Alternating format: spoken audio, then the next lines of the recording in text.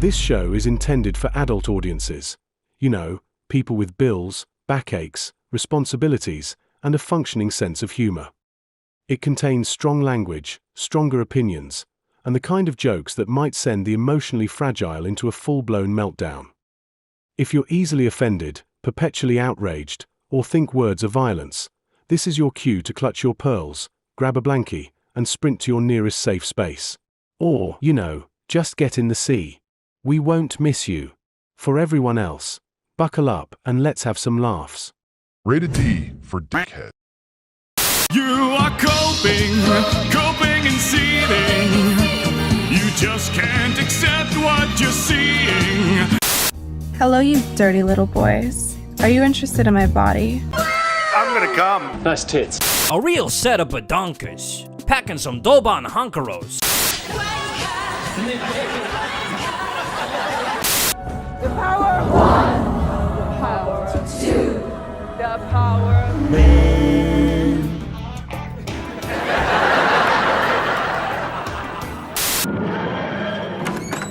What's going down, babes? Show me the loving. Silence! You are too gay to be the doctor. I'm wonderful, and I'm the most amazing person in the universe. Exterminate!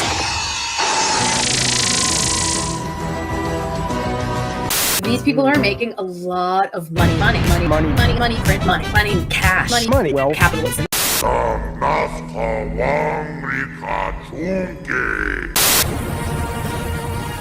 You're watching Will of the Fans! Let's fucking go!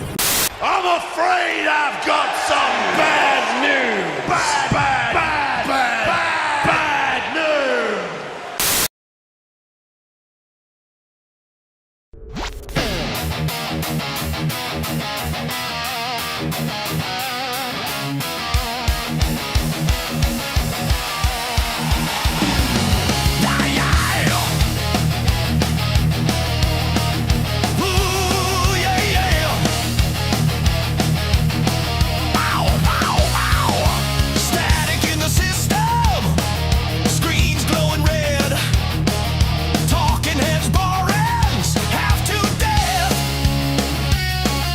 They sold you lectures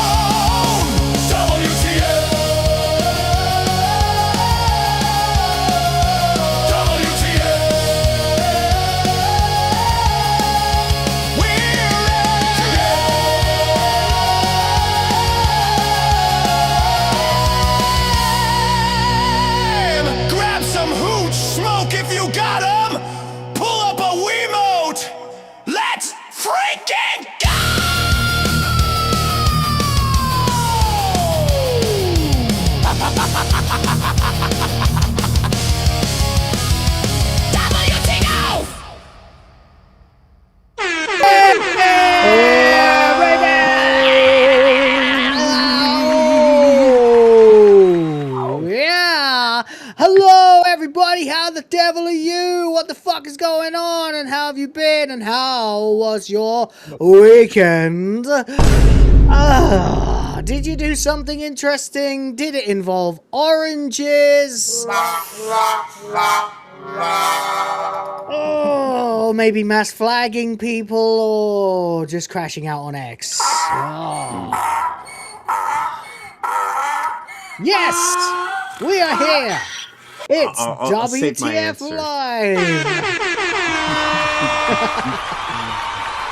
I don't know what you just said. Go ahead and say it. Say what you're going to say. Well, I was just going to say it was going to be part of my intro. Yes, actually, this weekend, I went out and I got some groceries, and I went out early before, as I mentioned the other day, before it was going to rain. And so I stopped by the bakery, and I got my donuts. And then yesterday I noticed that because when I was there, the guy was kind of like he was kind of standoffish, just really, really very helpful. And he seemed to not know what he was doing, perhaps. But I also thought, maybe this is something I need to keep track of. And so, yeah, yesterday, sure enough, I looked at my bank account. He ran my card 3 times. And so I stopped by the local bank, right? And I was actually on my way to get oranges that morning. So, but see, I have an answer for both questions, right? Can you believe it? He actually had a leader. She's a powerful leader. Yes. Indeed. So need to cut that down to just a yes. Right. But yeah, so I went to the local bank yesterday, and of course, because banks don't actually do anything as banks anymore, they're just tellers, where you can still encounter people from time to time. They couldn't do anything about it, so I had to call them this morning, which I did while I was doing all my other morning start-off stuff, and I got my tasks for the day all knocked out, and recouped $32 that should have only been a $16 charge, but was $48 instead. So, yeah, that's my start to the day and everything, and that's how my weekend was. I'm gonna be totally honest with you. This is sounding really gay. Indeed. But that's my intro. There you go. Fascinating. Thank you so much. Isn't it? Rhoda, what's going on with you? Yeah, I had a pretty exciting night.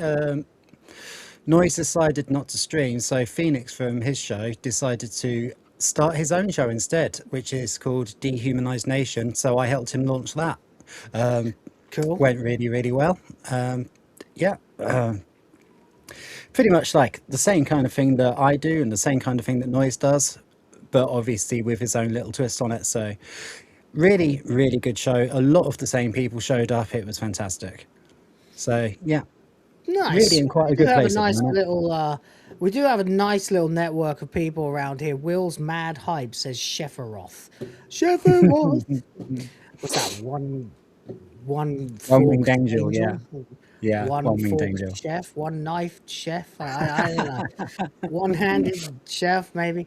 I don't know, but I do know that mad hype. Yes, I am. That's what we do. We do mad hype round here, baby. Yeah, let's fucking go. Welcome to the show. Are you on YouTube? Let's fucking go. Yeah, I can do that because I don't have my wife or my kids in the fucking house this week. They're off in the province, so I can do what I fucking like. Yeah.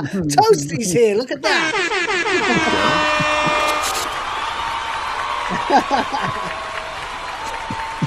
Yeah, I'm a little bit hyped because I got a job today. I'm pretty happy about that. So there's slightly less pressure on you guys to keep my family alive, which is nice. But that doesn't mean you can't fill the limit. Fill the fucking limit. Let's go. Toasty, how are you? Hey, Toasty. Toasty. She's You might be muted. You're very quiet today. I don't have the heart to play the SNH game where we pretend the person isn't muted. I'm just going to have to tell her she has tits. I know not to fuck with tits, you know.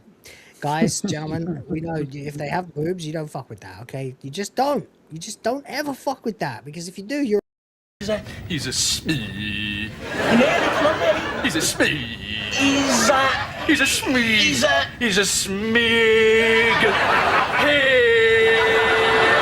Okay, that was probably enough stalling. Yes, Yeah, kind of. Quiet. Your It's, microphone it might might, be on the another mic planet. might be just a touch higher. There it is. Better? That's better. Yeah. Good. Is it Good. getting Okay. there? We're getting there. It's getting We're getting there. there. Kind See, of. we're cool over here. Better? We like to do our tech issues live, right? In front of Yeah. everyone. Well, Toasty has gotten a new camera, and It's so okay. I think she's trying to find a place to where when she moves her hands, it won't, I can see it crop moving and away and do. refocusing all the time. Yeah. Yeah. So See, we like to I play think she moved the around with mic our to tech stop. while it's happening in the show. But unlike the quartering, when it happens to us, we don't go, anybody Indeed. know how to fix this? Maybe I'll I try mean, it's Googling what I'm it. known for. No, we Shit is have an Yes. ensemble. It Yes, baffles me Toasty. how the others don't know to fill in the dead air while he's doing that on his show. No one on that fucking show knows what the fuck they're doing. But that's what you get when you get a bunch of airheads together on a TV show together. But yes, no, I'm used to Toasty adjusting her microphone because this tends to happen throughout streams. No one's going to be complaining, especially if Toasty's putting her arms up. Like Exactly. maybe if I do, because apparently I have sweat patches here. Right. But it's hot in the Philippines. But nobody will be complaining if Toasty's the one doing it. So anyway, Indeed. Toasty, what's going on with you? Oh, I just one of my posts just hit over 2 million. That's pretty fucking cool. You're still a little quiet, darling. Maybe you want to bring that mic a little closer. Yeah. Just letting you know. Cause Better? might as well. That is better. A little bit better, yeah. Yeah, Still a like some of the little range, quiet, the resonance of your voice is getting lost. So Yeah, Better? it's lacking the bass There. tones. Yeah, there you go. Good? Okay. Yeah, that's better. Except now you have a microphone covering your head. But hey, I guess, these are problems that can be figured out later. It is what it is. Nice earrings, Toasty, says Yamato852. Are those earrings, is that what you call them when they go through your ear? Like I'm that? gonna make an overlay of spread legs and ass cheeks if this is where the mic stays. Where did that come from? Because it looks like they have a tics. Like just sorry. This show is fucked already. All right, well, ladies and gentlemen, this will be the final episode of WTF Live as we're getting cancelled tomorrow. So, but hey, whatever. Doesn't matter. We're still going to be here longer than the quartering, so who gives a fuck about that? Ladies and gentlemen, we got a few things to talk about today. We got some Doctor Who to talk about for those loyalists who've been here since the beginning of the channel. Unfortunately, it's not a positive subject because it does appear that Peter Capaldi has taken leave of his fucking senses, which is not great. We got a bit of Sega stuff to talk about. We could probably go down the rabbit hole of Jimmy Kimmel and Trump if we have to, but we've got so much goddamn quartering to get through that we probably just have to just make this entire show Wanker of the Week every single fucking episode at this point for the foreseeable future until this man stops fucking doing things on the internet and just realizes that the only natural course for him left is to retire and go play RC cars forever. Well, he did make a step in that direction. I mean, he did destroy his Discord, so... He did destroy his Discord. He did that. That is something that he did. Do you know why he destroyed his Discord? I assumed that people were just giving him... Telling him the truth? Well, I mean, obviously people were using it to root through it and try and figure out, like, the extent of his atrocities. But also, it's because his Rumble Premium was basically contingent entirely on there being a Discord for him to sell to people. You can only join this Discord if you pay me premium on Rumble, right? But the problem was that there was hardly anyone there. Nobody cared. And he had a goal for 2 months to sell 1,000 memberships and managed to sell 3. I see.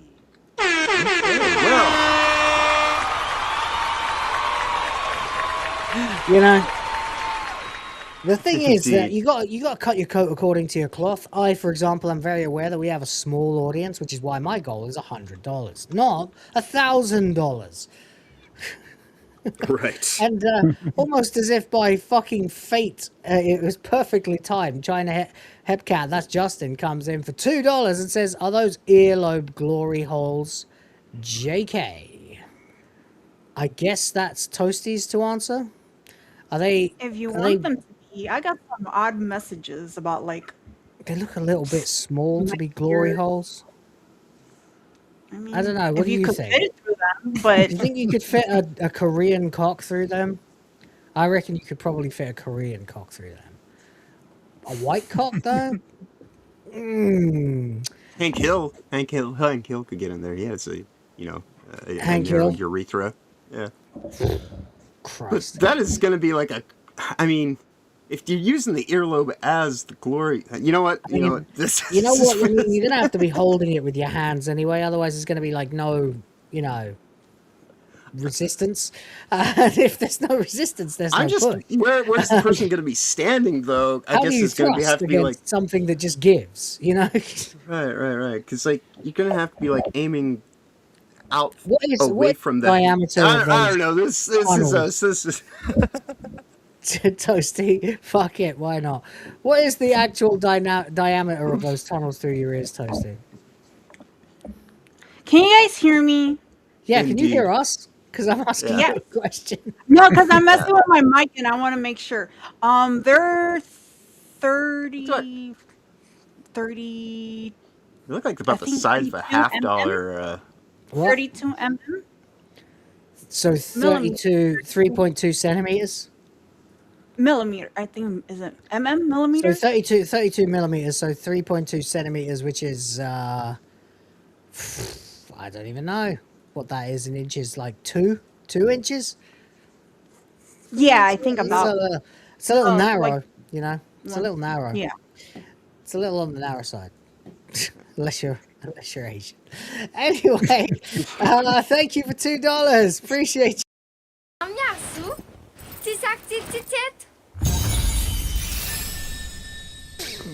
Sardoc for £5 says, do we really have to talk about Doctor Who gives an F?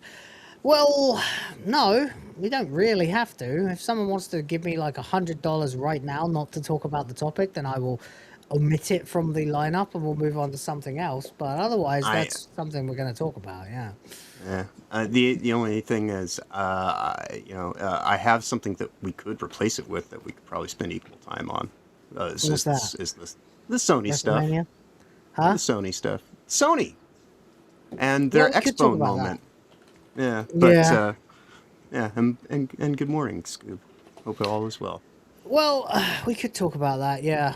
I mean, there is a price issue with Sony. A few things going on with Sony, quite honestly. All right. You know what? You go ahead and bring up the first topic then. You go right ahead. That'll be cool. Let's talk. Yeah, you get the links and you run the show. And I'm not doing this out of sour grapes or anything like that, by the way, chat, in case you think I am.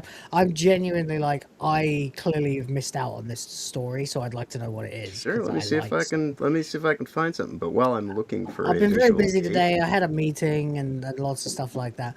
So that's why I'm not been. Let me see if I can find a visual aid of sorts. In the meantime, thank you very much for finding. Thank you for $5. And we also have a follow-up from Justin. China Hepcat for $2 says, really? Are you guys actually discussing this? Yeah. We don't like to, I don't like to be pretentious, if somebody brings up a question of dick size versus ear tunnel hole size, then I don't see that should be off the table for a YouTube show. I'm very much of the opinion that YouTube needs to de-pretentionize itself. And my cat has just broken into my studio. What are you doing? That happened to me the other day. This is the link. I'm sending it to you in the chat group. This is the link to Pirate Nation's post on it. But it will get you up to speed fairly quickly. My cat has just literally just pushed her way into my studio. Apparently I didn't close the door properly. Mixie, calm down. Right, bye-bye. I'm going to have to get up in a minute and shut that door because she's not going to be happy in here anyway. She hates it in here. Yeah. Do you want me to bring it up on the screen? If not, I sent you the link. You can go ahead. Yeah, but just let me read the super chats first. Yeah, absolutely. Sure, of course. And, what are you doing? Sure, I'll just add it in here, and whenever you're Get ready, out you of can here, bring it Missy! up. All hell's breaking loose. It's a Tuesday episode. You can tell. Are you going to go hide under the bed? Yeah, right. All right, ladies and gentlemen. Thank you very much for that question. Yes, we will absolutely discuss things like this. YouTube is not corporate television. It is, in fact, us tube. And as such, we should be able to talk about whatever the bloody hell we like. So, yeah, if we want to talk about cock diameters, then, well, you know.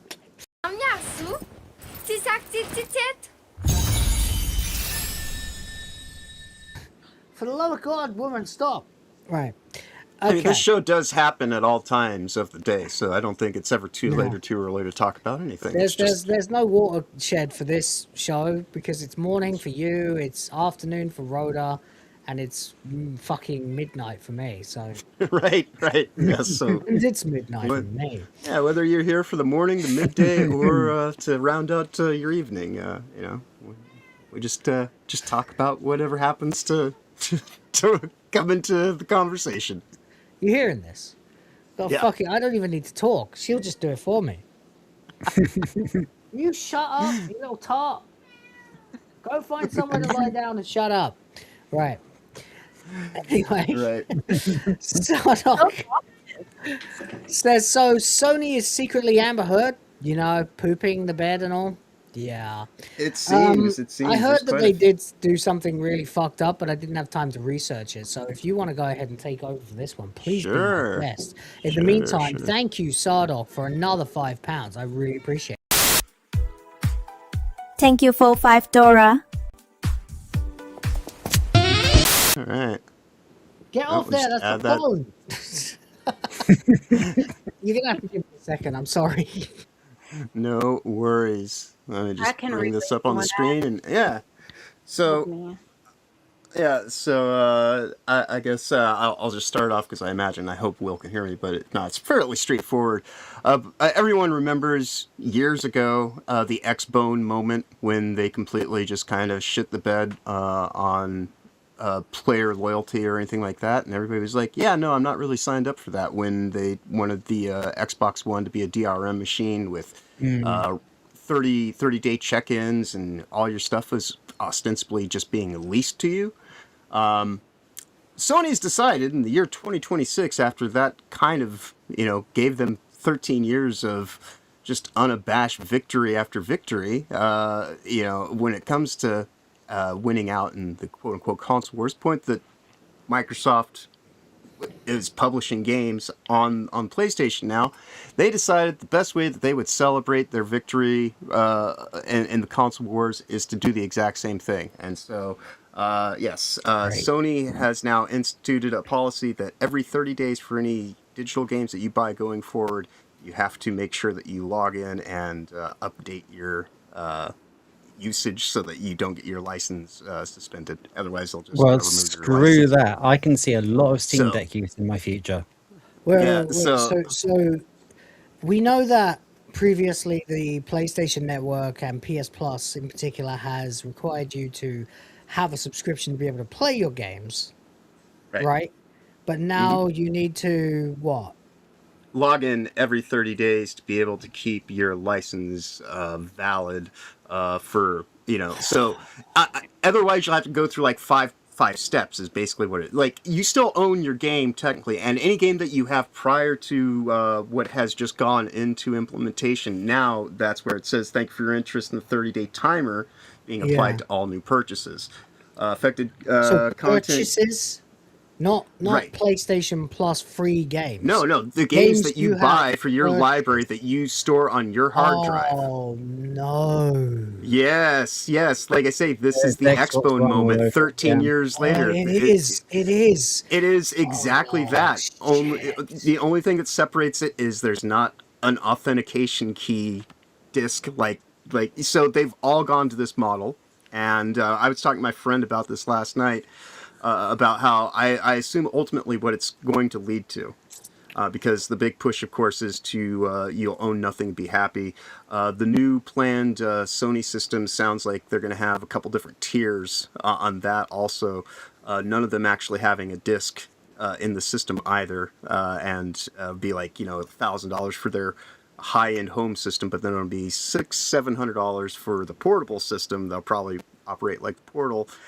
They've gone into a very closed garden kind of environment space that they want to operate from going forward. And so we were speculating. My thought is once they can actually get to it, what they'll probably end up doing is you'll be able to have like 5 titles at any time in your immediate access queue, because once they can decentralize and get it off your hard drive, then you'll have to do everything through the network.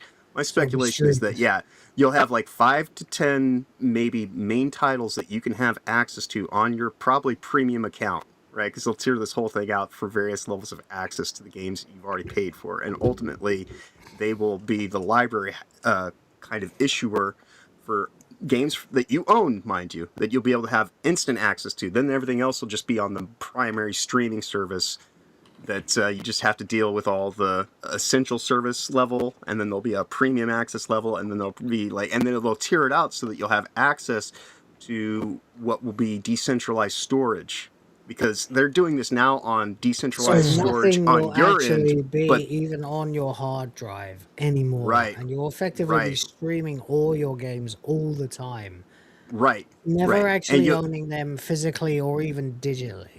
Right, so some will exist in the main library that everybody gets access to, and then games that you've purchased will be able to go into your queue library, but you'll only be able to have a certain amount of them at any given point in time, and you'll have to do this 30-day check-in, otherwise they'll remove them from your storage bank because bandwidth cost, whereas the system that's currently working where you have a hard drive works already.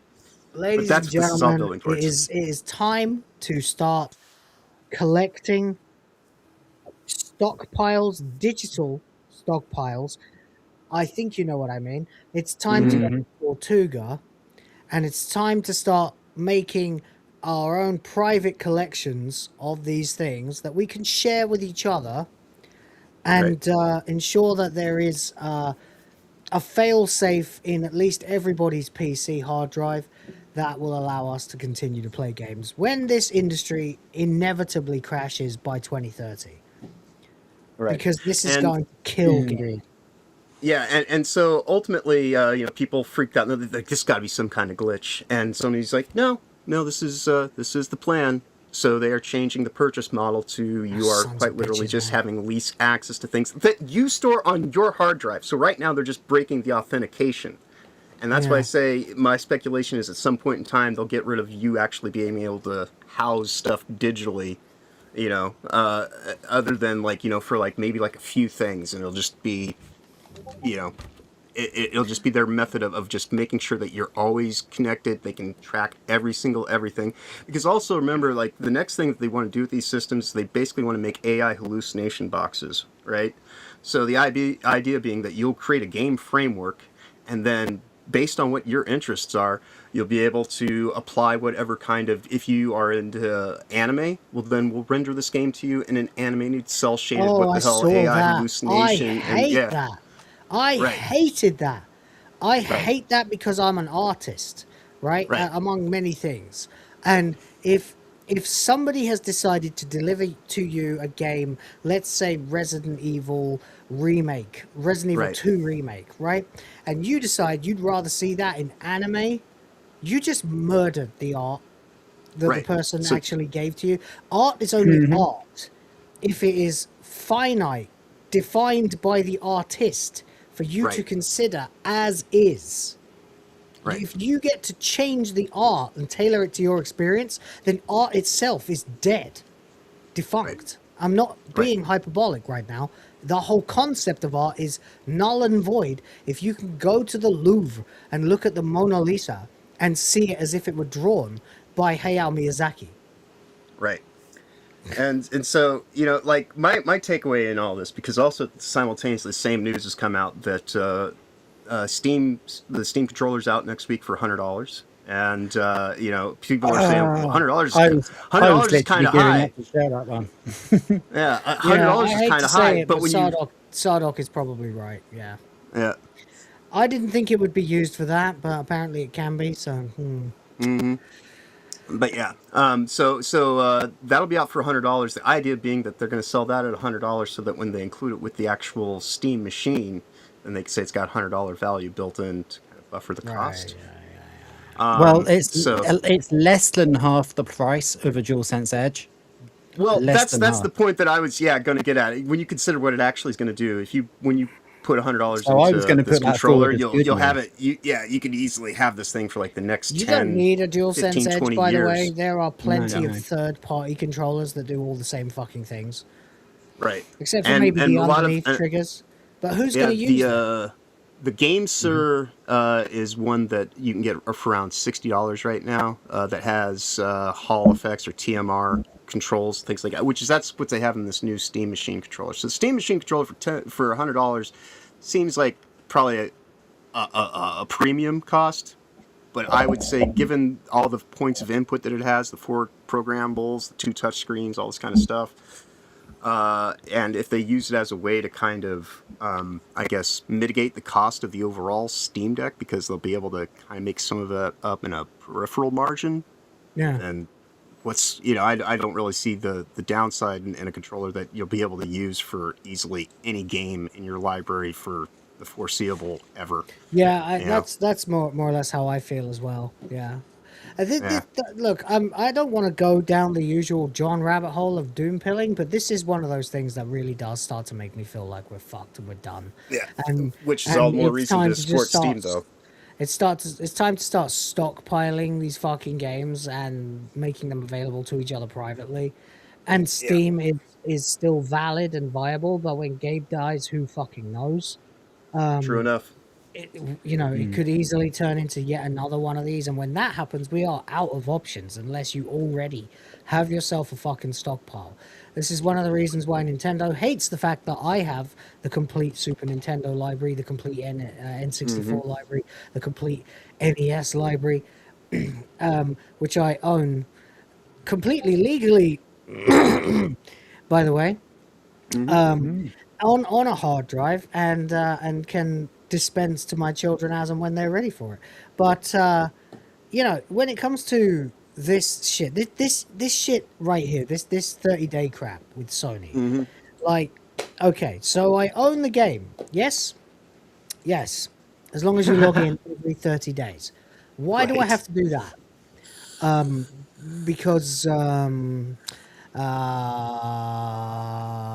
Because you want to farm my data? No, it's got nothing to do with that. No, it's to verify your purchase. My purchase was verified at the time that I purchased it through any one of the major money transfer fucking professionals, and they're insane levels of security that have become problems for us in the past as well. What the fuck do you need me to continue verifying my identity, my existence, my location for, if it's not that you can farm, mine, and then strip and sell my fucking data? Right. Right, which is also going to be crazy when they do when they start requesting us to all verify our ages. When most of us have had PlayStation accounts or Xbox accounts for 20 some odd fucking years. Yeah. Oh, I've definitely had a PSN account since 20 years. Yeah, nearly. yeah. Fucking hell. Christ, I'm old. Well, there you go. It's disgusting, isn't it? It's actually like, why do they think that anyone is going to be on board with this? They must live on another plane of reality, and I think it's the bubble, it's the echo chamber mentality.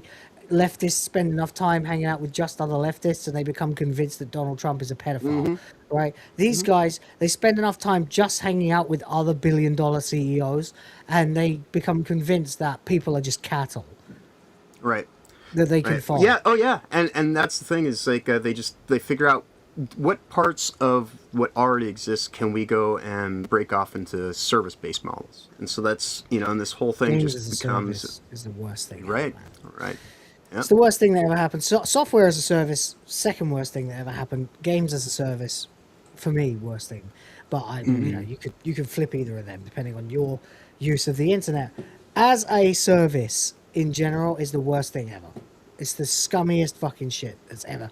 It's like that Red Dwarf episode that we watched a couple of weeks ago, M Corp, where Lister sort of accidentally downloads the new update and suddenly you can't see half the fucking things in the world because they weren't manufactured, so there's a perception filter put over them, and before long you have no choice but to just go into the bubble and start buying new digital virtual otherwise you're in the frames. digital dark age and you're locked out from access. Well, to be fair, I think we might be due another dark age because this is probably going to bring it on. The gaming is going to, like, they are at this point, all of these companies, Nintendo and Sony especially, pushing at the absolute edge of what is rapidly becoming a bubble. And AAA now bubble, this, you know? and with Nintendo already doing their fucking authentication code cards, you know, their key card bullshit. That's exactly what this is. And this is doing it on the digital front, even. You know, like, I mean, it's, you know, it's ludicrous when it's on discs, but this, you know, the whole idea that they touted of being able to have an everlasting kind of library and you know, will always have access to it. And now, like, with their plans, what it sounds like, well, they're trying to be this... environmentalists and say, oh, we're reducing server space. Oh, are you? Right. Because they already tried this authentication thing on the, you know how the new PlayStation Pros or any PlayStation model now has the hard drive is a separate piece that you have to buy and plug in. So they wanted that to have the 30-day authorization on it. And now, I believe 30-day? Just because they wanted to make it makes even less sense on a piece of fucking hardware, because it's like, it shouldn't matter if I buy one hard drive and I have 5 PlayStations. I just want to move it from one to. But now you have to do that authentication to sync it to the device. That, you know, when you install it, and then it doesn't. Shit, and then you don't necessarily have to do it again. But it's like 2FA. That was a rollback policy. Yeah. Yeah. They'll tell you that it's for you. They'll tell you it's for your security. Motherfucker, I didn't need security with my gaming, okay? Right. If I wanted to shove a Game Shark into the back of my fucking PlayStation and play with cheat codes, I could do it. If I wanted to go to my friend's house and he had a fucking hacked PlayStation and we could play some fucked up ports of games, we could do that. You sell us the fucking thing, we buy it, it's ours, we do what we fucking want with it. This is just avaricious, fucking greedy behavior from corporations who want to make the thing, sell the thing, but keep the thing. It's having your cake and eating it at the same time.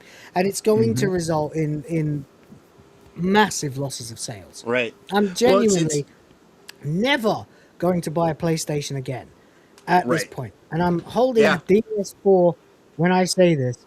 DS4 over my heart. I'm never buying a fucking PlayStation again.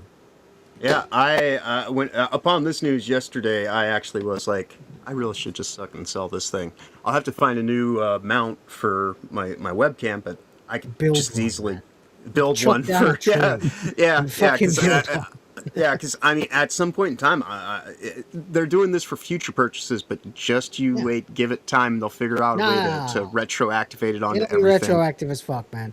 Eventually, there'll be people fucking knocking on your door like, FBI, open up! You've got PlayStation 1 discs in your house. You know? Right. Yeah. Right, yeah, and it's the enshittification It'll be just of like everything as we BBC go, licensing fee. Right. Well, here in America, they had a consumer protection agency thing that used the whole idea behind consumer protection was that it was supposed to be for private citizens. Like, the whole point of governance is to kind of make sure that, you know, people are the ones who have priority. But now that's all just been flipped and stripped out and changed over the course of the last few decades, primarily to where consumer protection is protections from consumers by giving immunity to companies, giving them like all these kind of ways that they can go around, like, you know, just circumventing what were supposed to be policies that, you know, meant you and I could have privacy at the end level. And now, it's fucking insane. You know, again, with the Red Dwarf, right? With the Twenica episode where they had all the tech outlawed banned. Arcades are going to be like under the tables now. There'll have to be a button. You flip your bar, it goes upside down, and now it's a games arcade. People be like, boom, boom, boom. You got a license for that, mate. Yeah. Says Sardoc. Yeah. Do you know what? I mean, fuck you. I'll rather never play a goddamn game again as long as I fucking live than ever adhere to any of this shit. And I love gaming. I don't know if I could live without gaming. Or at least without having the option to fire up a fucking old retro JRPG and go to town. But at the end of the day, if you're going to do this to us, I'm done. I'm out. There's absolutely no fucking point to this. You're basically turning gaming into British television. Kiss my ass. There's never been a more polarized time when it comes to like licenses that people need to have. If you look at the BBC and the British television license, for example, they've never had fewer license payers than they have right now. It is clear that the people of the world, the West anyway, and for sure the third world too, I could definitely attest to that, like to own things and be assured that there is that we don't need your after sale service. Okay, give us the sale of a completed product that we could use and then fuck off. Right, we'll come back if there's a problem. If there's no problem, why don't you just shut up and thank your lucky stars you're not getting sued today? Right.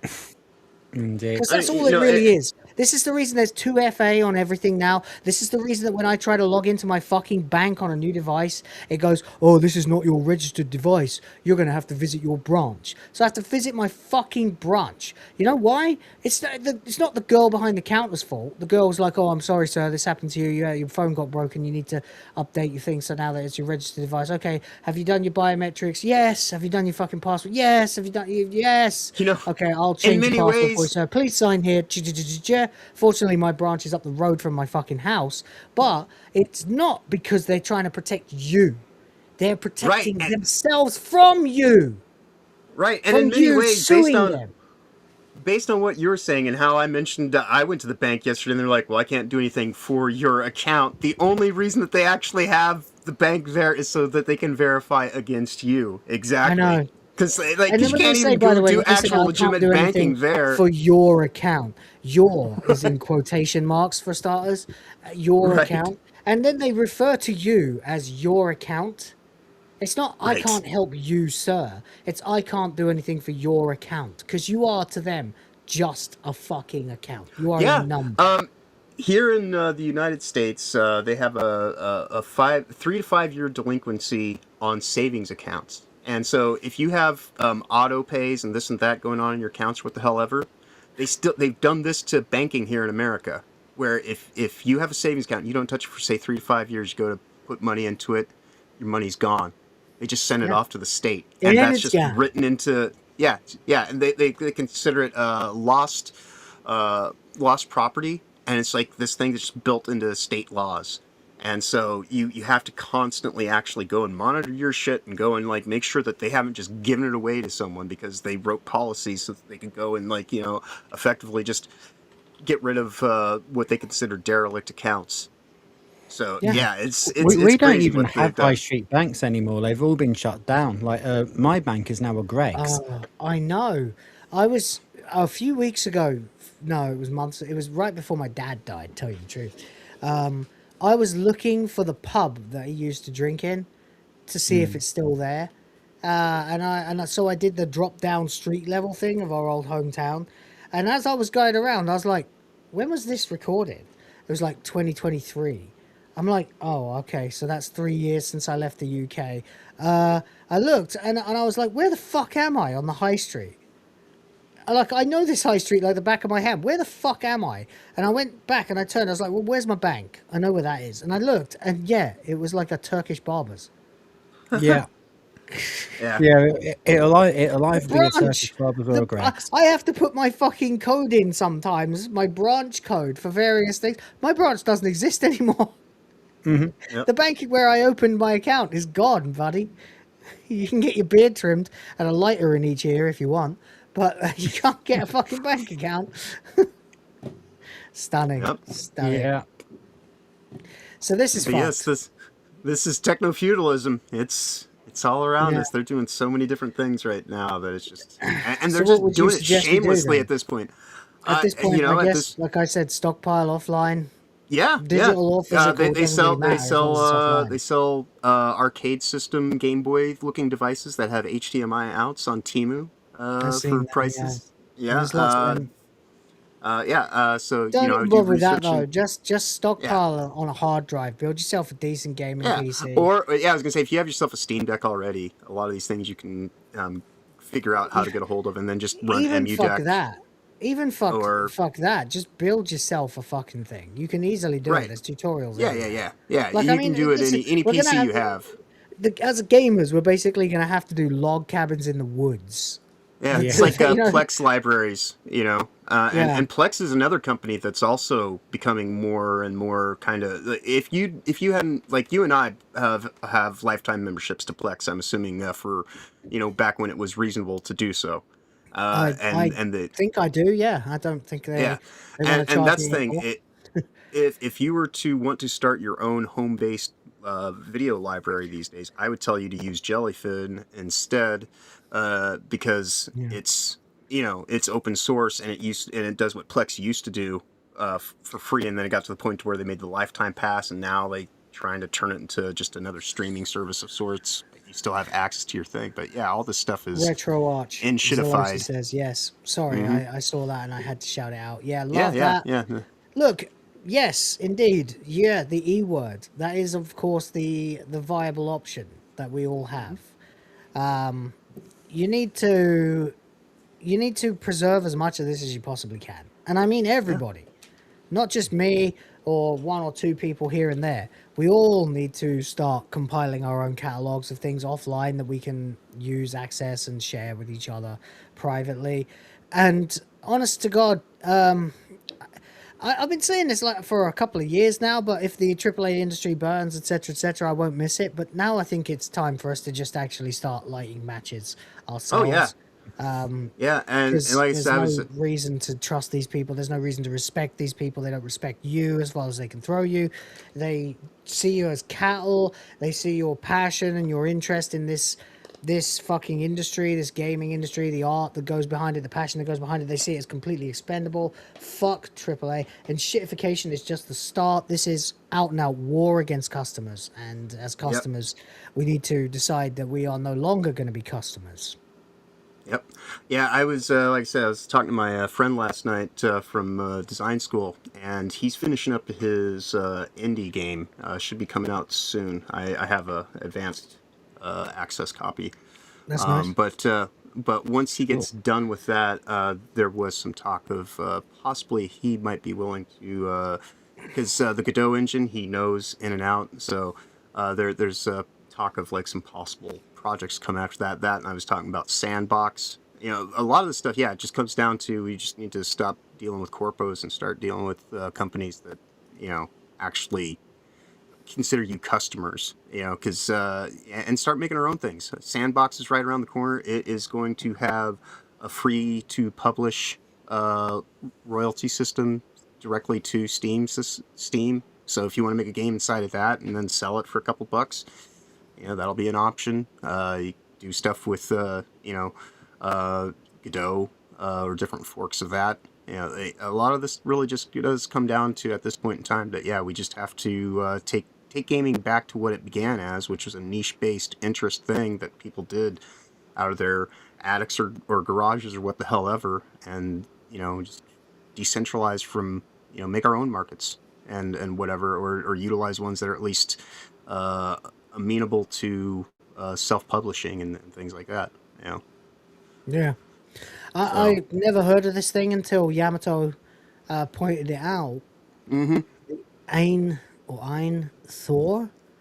Yeah. This is a new one for me. Yeah. This is like a super dual screen kind of thing. Yeah, it's basically a DS, but sexier. But it does so much more, screen. It's like a DS, 3DS XL, but bigger, but more X and more L. And actually, it looks like it's really well made if you look at the quality of these thumbsticks. Yeah, and actually, as of, I think, yesterday, you could actually turn it into a Steam Deck. Because I believe I'm sure if I remember correctly, yeah. I think it's... if I remember correctly, I think it's got an ARM processor. And, I think that just went live yesterday. And it's got proper ABXY layout, by the way, right to left, not... So, yeah. Oh, this one looks a bit nice. There you go. Definitely worth considering. Dump a load of ROMs into it. Ooh, Hello. Fuck. This got a lot bigger. This escalated quickly. Hold on. Holy shit. Okay. So this is a real thing. 120. Yeah. No one's complaining about them allowing this to be released. Then that's interesting. What are they playing there? Yoshi's? No, it's not. It's Enter the Gungeon with something else playing on the video. Oh, you can. Oh my god, I need one of these. That's quite cool. I'm Mr. Two Screen. I'm Mr. like gaming and other monitor playing a podcast. So have been for 20 years. Ever since it was a CRT TV playing a video cassette while I was playing Final Fantasy on my other screen. You know, yeah. This thing looks like it is the fucking solution. Actually, there's some nice. I'd sooner get something like that than a fucking fucking Switch 2 or any kind of this closed garden bullshit that they're doing with all of them. Yeah, I think at the end of the day, you know, I've said this for years. Gamers are the true rebels. We've toppled empires and gods in our games, and now we've realized that it's happening in real time. And I think log cabin in the woods, digital log cabin in the woods is probably the way to go. Decentralizing gaming is probably the way to go. Yeah. New games will come out. You can choose to play them, but gaming, if the only alternative is what you were sharing a second ago there, John, there it is. No, what's this? This is from We're sharing. That's oh yeah. Where was yours? Where's yours gone? Oh, there. Oh, it is, there that's yeah, next to you. Yeah, there it is. Yeah. If this is the alternative future, then you know, then I think this is the better option. Yeah. Yeah. Fuck. What a mess. What an absolute mess. What a disgrace. This is truly disheartening to think about. You know, the fact that they see us so. You know, I can't think what the word is. They see us as cattle. Oh yeah, you know? Oh yeah. I mean, right now, even with this, just think about, give it a few years, and just, I wouldn't think that they would be so bold as to go and say that PSN goes from a free account to an annual membership, so that you can actually maintain your ability to even log in every 30 days. You know, because right now we all have free PSN accounts, and so now when this gets implemented, it just means that you have to log into your system, you have to go in, and then you have to log into those games. I'm assuming individually. How long before they put the entire account behind a paywall? Yeah, exactly. Yeah, probably not long. A year, 2 years maximum, I'd say. Yep, and then you look at you know, also just we can spread the shit on all the console companies. With Xbox, their new initiative to try to fix things and reinvigorate it, they did what, a 50% price increase, and everybody balked at it, as they should. And so now their solution is like, oh, it's only a 10% price increase. We knocked it back 40% from, you know, so it seems more reasonable. Oh, it's only $23 now. That's a reasonable increase. It's not 30.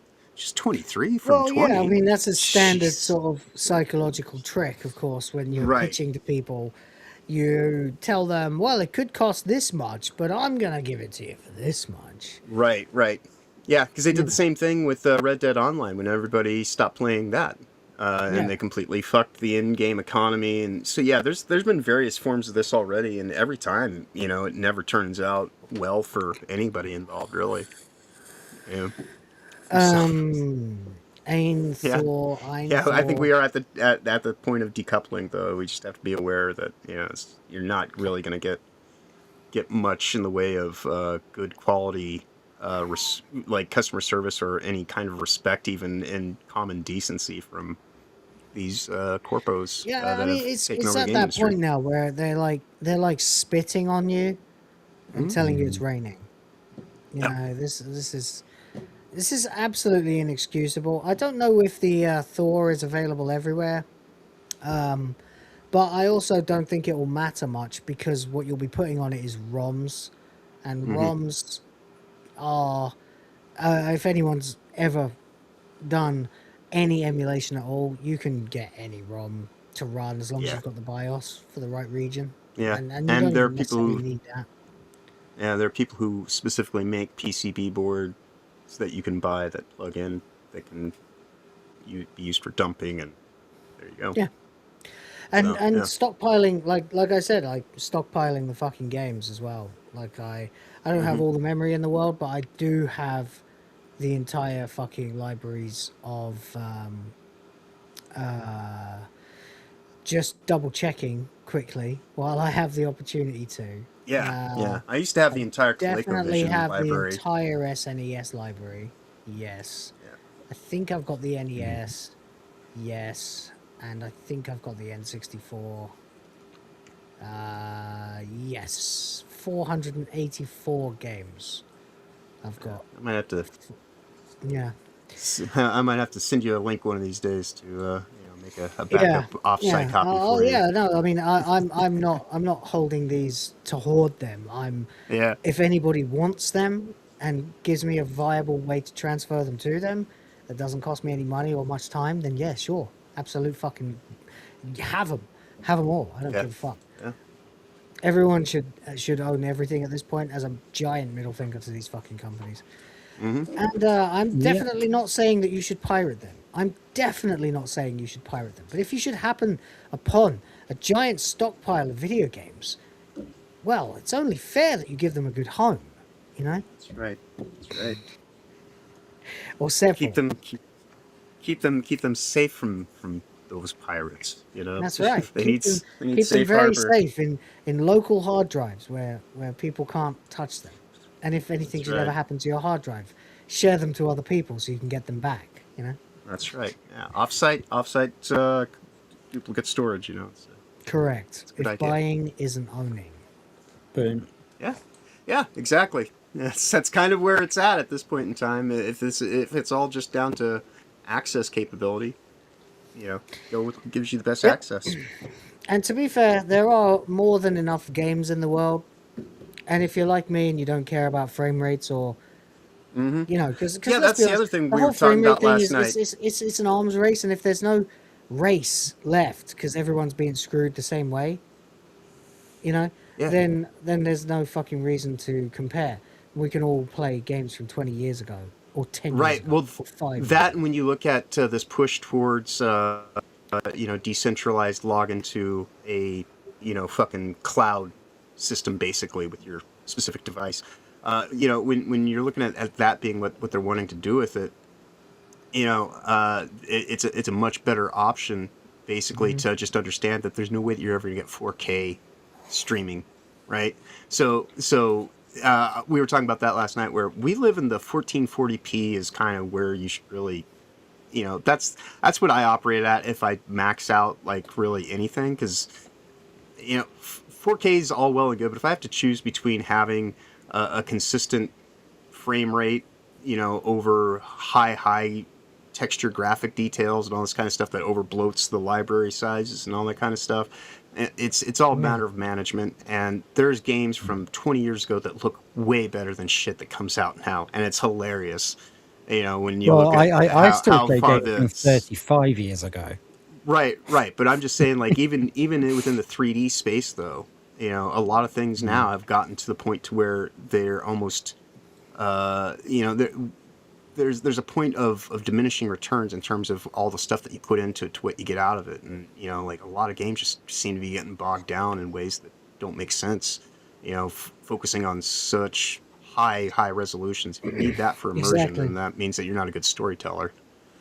All I'm going to say is, this is the time known as the Great Pirate Era.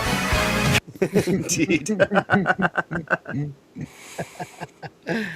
Yeah.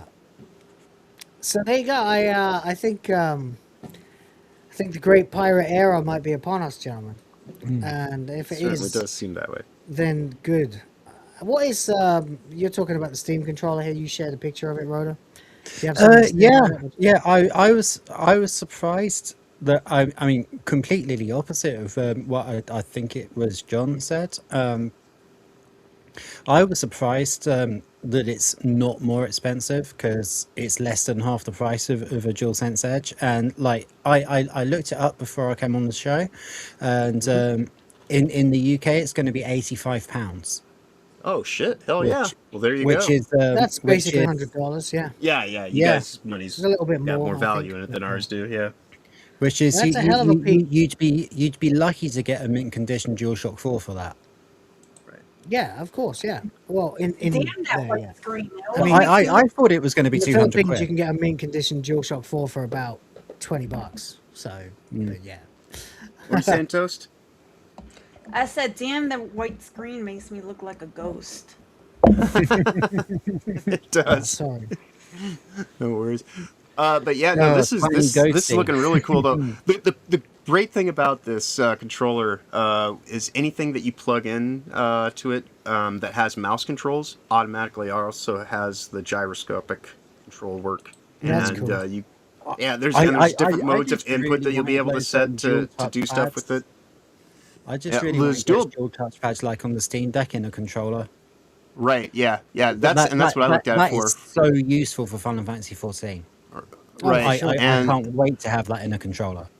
In theory, using this controller, you could actually play Civilization RTS games, and not just in theory. Actually, in legitimate practice, you could just play them like they're console-based games. Yeah. It's fucking phenomenal. Yeah. Yeah, it's a great idea. It's a really sound and logical idea, which is pretty much how Steam operates most of the time. So this is probably one of the greatest things that Steam's ever created, as far as I'm concerned. Yeah, and this has a few revisions over the controls that are in the Steam Deck. Like, say, they have TMR controls on the joysticks in this, which is basically tiny magnets, tiny magnetic resistors that also have like a more precision kind of way. Because the reason why we get stick drift is they're contact servos, right? And those wear out. So what this TMR technology is basically, it's not not completely magnetic like Hall effects because that has a higher power draw, and it's not this precision form that grinds down and breaks down over time.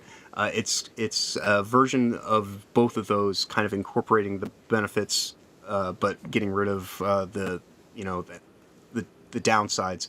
So it uses magnet resistance, but it's more precision than just using standard Hall effects. So when you actually know what all the tech is and everything that goes into this being $100, well, it does seem kind of like a bit of a boost from what would just be like I can get a game circuit controller, what the hell ever. There is modes of input in this that you're not going to really get anywhere else, and if you want to look for like extra programmable buttons and things like that, that usually costs you $150 or more, or And yeah, so like I say, I literally thought it would be twice that price. Right, and So, given where we when are with Veloci made me aware of this morning, I was well happy. Yeah. Right. I'm spoiled by the Philippines. It costs like $50 to get a DualSense here. Which I still think is kind of out of the question, because it used to cost $30 for a new controller. And with those price shifts that we're seeing for something this premium, then and with the price shifts that we're seeing within the consoles, I think when they do the next console generation, they will all be selling their controllers at $100, and with nowhere near this level of functionality. So as soon as one does it, they all do it. It happens right, and the cool thing about this too is just like everything else that Valve does, every part will be replaceable through iFixit, and you can open it right up and get right to everything. Battery lasts for 37 hours of playtime. Yeah, when you charge it. The charging dock is also the battery life is so short. Yeah, it's no wonder that everyone's going to Steam and that the AAA gaming industry hates them so much. Yeah, the charge dock uses magnetic contacts, and I'll give you a fair deal on shit. You know? Yeah, and the controller puck that it plugs into is magnetic, but it also operates on 4 channels, so you can run 4 controllers off each one of those pucks. Every controller that you buy comes with it, so you can quite literally put them in multiple systems. Like if you want to have different computers in the house. Well, that's worth $100. Yeah. Mm-hmm. Yeah. So I mean, it's get me quite one of a these. nice little. Yeah. Like this, Two or three of this them, to me, and like I said, if this helps offset the overall cost on the Steam machine as well by having it be a few dollars more than they could have sold it for, fine. You know, like I would much rather you make some money, some margins in your peripherals than putting a premium dollar amount on the console on top of it. You know, so.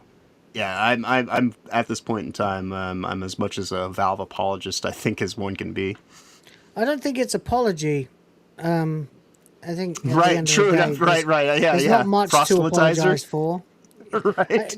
Like, if you're an apologist, it's because like general popular opinion. I saw a video earlier on where someone said he was a Tetsuya Nomura apologist, and I'm like, yeah, that makes sense. Because that guy, right. good as he's been, has fucked up a lot of Square Enix's properties. Yeah, But I suppose apostle would have been the appropriate word. an apostle is Yeah. probably the correct term, Yeah. but if you say that, it's fucking loaded, isn't it? Anyway, Right, yes. James OP is here for $5. Thank you very much, sir. Appreciate you as always. Says, wherever would I store such a library? I only have about 60 terabytes of drive space. We need to talk. I'll give you a lot of stuff to store if you want. More, actually. There is a great review on that controller. Check DMs. Well, I did do that. And we have this video from Gamers Nexus. 2.6 million subscribers. Let's have a look. Steam controller will be launching. And you know what? Before we do that, hang on. Thank you for $5. Appreciate you, buddy. Thank you very much for that. And yeah, let's have a look. On May 4th, and we're testing it today. In our latency testing, the Steam controller. May 4th? Isn't that the day that the quartering is due to start up his live streams again? May the 4th be with you, everyone. It's also the day that I go back to work. Really? Yeah. Well, quite the temporal nexus happening there, eh? Valve Steam controller will be launching on May next 4th, Monday. and we're testing it today. In our latency testing, the Steam controller performed impressively with Valve's included puck. Wow. Wow. Right? Yeah, its latency tests are really, really, really good. It's a very quality piece. Yeah. Well, that is I'm gonna what be you want honest from with you an guys. MMO. I'm confused as hell. I don't know shit about all this type of stuff. Don't worry, I'm we'll just- get to the drama. Just stick around. Just stick around. Don't go anywhere. I just want... And when wired, we also tested charge time, battery life, and we made a custom 3D animation to try and better understand TMR thumbsticks. Valve's using tunnel magneto-resistant sticks, which we spent a few days studying to try and understand why they're supposed to be so good. The animation by Andrew on the team makes that easier. In addition to the testing, we spent a ton of time just playing games with Valve's new Steam controller, and we've even torn it down already, although that'll be a separate video coming out later today. And the controller is highly repairable, which is awesome. Actually, we'll talk about that in depth in the teardown video. But this is coming first. The controller got announced at the same time as the Steam Machine and the Steam Frame VR headset. But the controller is the only one that kind of stayed on schedule, and it's coming first. And the reason is because the Steam controller is not full of RAM. Yeah. That's the reason, yeah.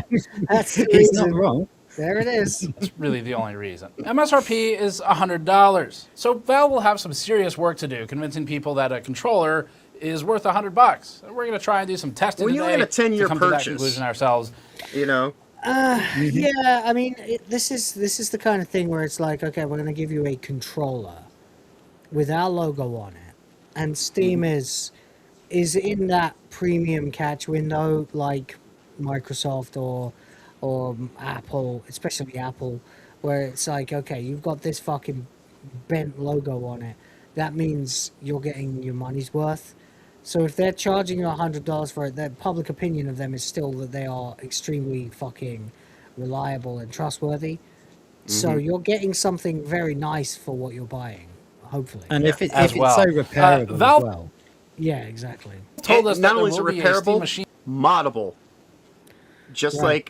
like they've done with the Steam Deck, this too, people will find ways to trick it out and do other kinds of interesting stuff. Oh, no Make doubt, new yeah. cases for it if you want to, like, you know, have sturdier plastics or this or that. All that stuff will be, you know. Fair enough. I mean, I'll let him cook. Plus Steam controller bundle in the future, but until a point at which the Steam machine publicly exists, that's not an option. The machine would have to come out in order for that to happen. So we're going to start with the controller. Let's get into it. Before that, this video is brought to you by First Controller. I usually would watch, if it was just me, I'd watch the advert to support the channel. Support the channel, but we don't have time. By enthusiasts. Learn more at the link in the description below. This isn't Valve's first controller. It's actually not even Valve's first Steam controller. The Valve Steam controller, not to be confused with... We don't talk about that. The Valve Steam controller originally came out in 2015. Yeah, that was a fucking mess. And now the Steam controller is coming out again with the same name, but it's not the same controller. They've totally overhauled it. Now, Valve mostly hopes to make use of the Steam Deck's well-developed platform for its control input and control schema with this controller, so it could benefit from the deck. Valve's big deal with the controller, though, as we sort of talked about with... You know, if you were going to start a channel called Review Tech USA, just not for nothing, just going to say, this is the kind of look you would expect, you know? Not an incredibly fat guy sitting bitching about Donald Trump. Just say it. In our interview from November of last year. Yeah. Schema with this controller, so it could benefit from the deck. Valve's big deal with the controller, though, as we sort of talked about with them in our engineering interview from November of last year, is the TMR sticks. We managed to get a source of supply for the sticks that Valve based theirs on, but they did some modifications to these. So we're going to take a look at these closer, both in teardown and animation, to understand how they work. It involves magnets. No one knows how those work. Magnets! Valve's TMR analog sticks are a major part of its marketing claims. So we studied how these work, dissected one, and contacted the original manufacturer to ask questions. Getting these in made it a lot easier for us to make our 3D animation for educational purposes, which honestly, I also needed to understand how these work. And it's pretty fucking cool, just from a how stuff works standpoint. That might be trademarked. We should use different words. How things do stuff. That one, that's probably fine. It's not really, doesn't flow quite as well. This guy's good. So let's look at how things do stuff. Trademark. Valve used two K-Silver branded TMR analog sticks, as opposed to the regular potentiometer sticks that it used in the Steam Deck. Valve confirmed that the sticks are from the JS13 family from the original manufacturer, but said it had worked with K-Silver to, quote, implement design improvements, end quote, which it declined to give further details on. It describes TMR as an incremental improvement over potentiometers or Hall effect sensors, performing the same job, but with a better balance of power, cost, and performance. Here's our animation that Andrew and Patrick worked on to help explain how these work. We'll walk through this animation as we go to show what's like 99% of people are like, what the fuck is this? unique about TMR sticks. Right. An analog stick needs to measure travel on two axes, X and Y. This allows for full two-dimensional movement. The cheapest and most common way to do this is with two potentiometers, but Hall effect sensors have recently become popular, and the new Steam controller uses TMR sticks as yet another alternative. In the world of electronic components, a potentiometer consists of a carbon contact. It does sound like James Woods, yeah. With terminals on each end, and a metal wiper that can slide across the carbon. Just with a little less bass in his voice, but yeah. Between them. The input voltage from one of the carbon terminals is divided, and the carbon sections before and after the wiper serve as two resistors in a series. As the wiper moves across the carbon, the two resistances change. So the voltage... Here you go, Toasty. You're learning how the analog stick works. How you feel. That's right. I'm going to forget about this after we're done. I'll make you watch it again. I got short-term memory. So. measured at the wiper changes. This can be translated to a linear position. Basically, I'm not a petrol head, but I feel like one right now. Yes. To make it easier to visualize, we're animating a simplified potentiometer design. The ones in a real controller look a little different, but they operate on the same principles. Direct contact between carbon and wiper means that... Holy shit, this video is epic. Potentiometers wear down and they get dirty, like a brushed electric motor. Yeah. Wearing leads to changes in resistance, which can lead to stick drift, as the potentiometers read the wrong position, most noticeably when the stick is in the neutral position and it should be zeroed out.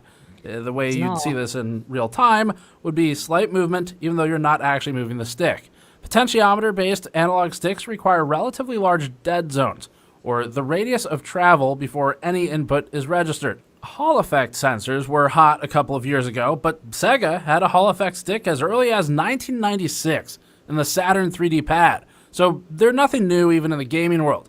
Charge carriers, or electrons, would normally go in a straight line, but magnetic fields screw with their path. If you pass current through a plate and then bring a magnet near Are we done yet, James? This is I'm worried about Toasty. the plate perpendicular to the path of electricity, the path All right, let's look at the translate. TMR then. Advantage is that this between Hall and TMR Do we skip the TMR? subject to mechanical direction. The advantage is that it's non-contact and not subject to mechanical wear. The disadvantage is that the signals need amplification and it requires more power. Valve told us that the difference between Hall and TMR is only a small percentage of the controller's power budget. Before we started watching that every it, 'cause little I'd bit actually helps. seen this. He says speed it up. All right. We'll speed it Do up. they come in different sizes or is it just one size? Probably just one. The controller, or Controller. Probably as just far one. as I'm aware, it's just the one size for On this, to TMR. Steam. Play, go to the results. Okay. Conclusion? Yeah. Yeah, opinion. but So control. in There's a lot of essence, subjective the stuff with control, which TMR makes it hard. technology is a fusion of those two principles Yeah, this in a way is something I that has- definitely want to watch, but I'm not sure Yeah. everybody here wants to watch right now. Yeah, I watched some- this yesterday, or at least I saw the LTT version of it, but Right. it went into the exact same thing on the TMR tech. So, yeah. But what's the issue? opinion. Like the Let's control. original sticks were too stiff or something? Or they were No, drift out? it's All sticks require stick drift. mechanisms The drift. to allow them to The drift. understand where they actually are. So when the stick is in the neutral position, it gets the other side gets clogged, it gets backed up, and the fucking, for want of a better expression, It's not motor able to maintain its doesn't know alignment where positioning. it actually is. It doesn't actually understand its neutral position anymore, so it just thinks that it's moving when it's not. Yeah. And that's now why- so then you understand when you stick move drift. when you move it undercompensates for how much you've moved it in one direction versus overcompensating in another direction, and moves when Right. you let go, which you can't. That shit is have. annoying. Right, Yeah, you and can't the have only way that. and the only way to deal with it is to enhance the size of your dead zone, which means that the active adjustment that Which you can means get out of your that the point controller of the analog stick is becomes- basically rendered useless, because the point is to be able to apply varying degrees of pressure to the stick in order to And try to get have varying more degrees of accurate- speed or intensity precision. of movement of the character, or whatever you're doing. That if you have a larger dead zone, then that means there's a larger area where there's nothing happening at all, which kind of makes it into just a big D-pad. Right. Right. And the only way to compensate for a bigger dead zone is to make your stick taller. And Yeah. even that doesn't necessarily account for it, because you have less of an actual surface area to work with at that point in time as well. So Charts. your precision becomes, so. You want to give me some timestamps? Oh, okay. These charts, benchmarking. A high-performance gaming mouse, the ROG Keras, so that all other numbers can be judged relative to that base. By the way, thank you very much for $5. Says go to the charts, then the conclusion, and you're good. Thank you for $5.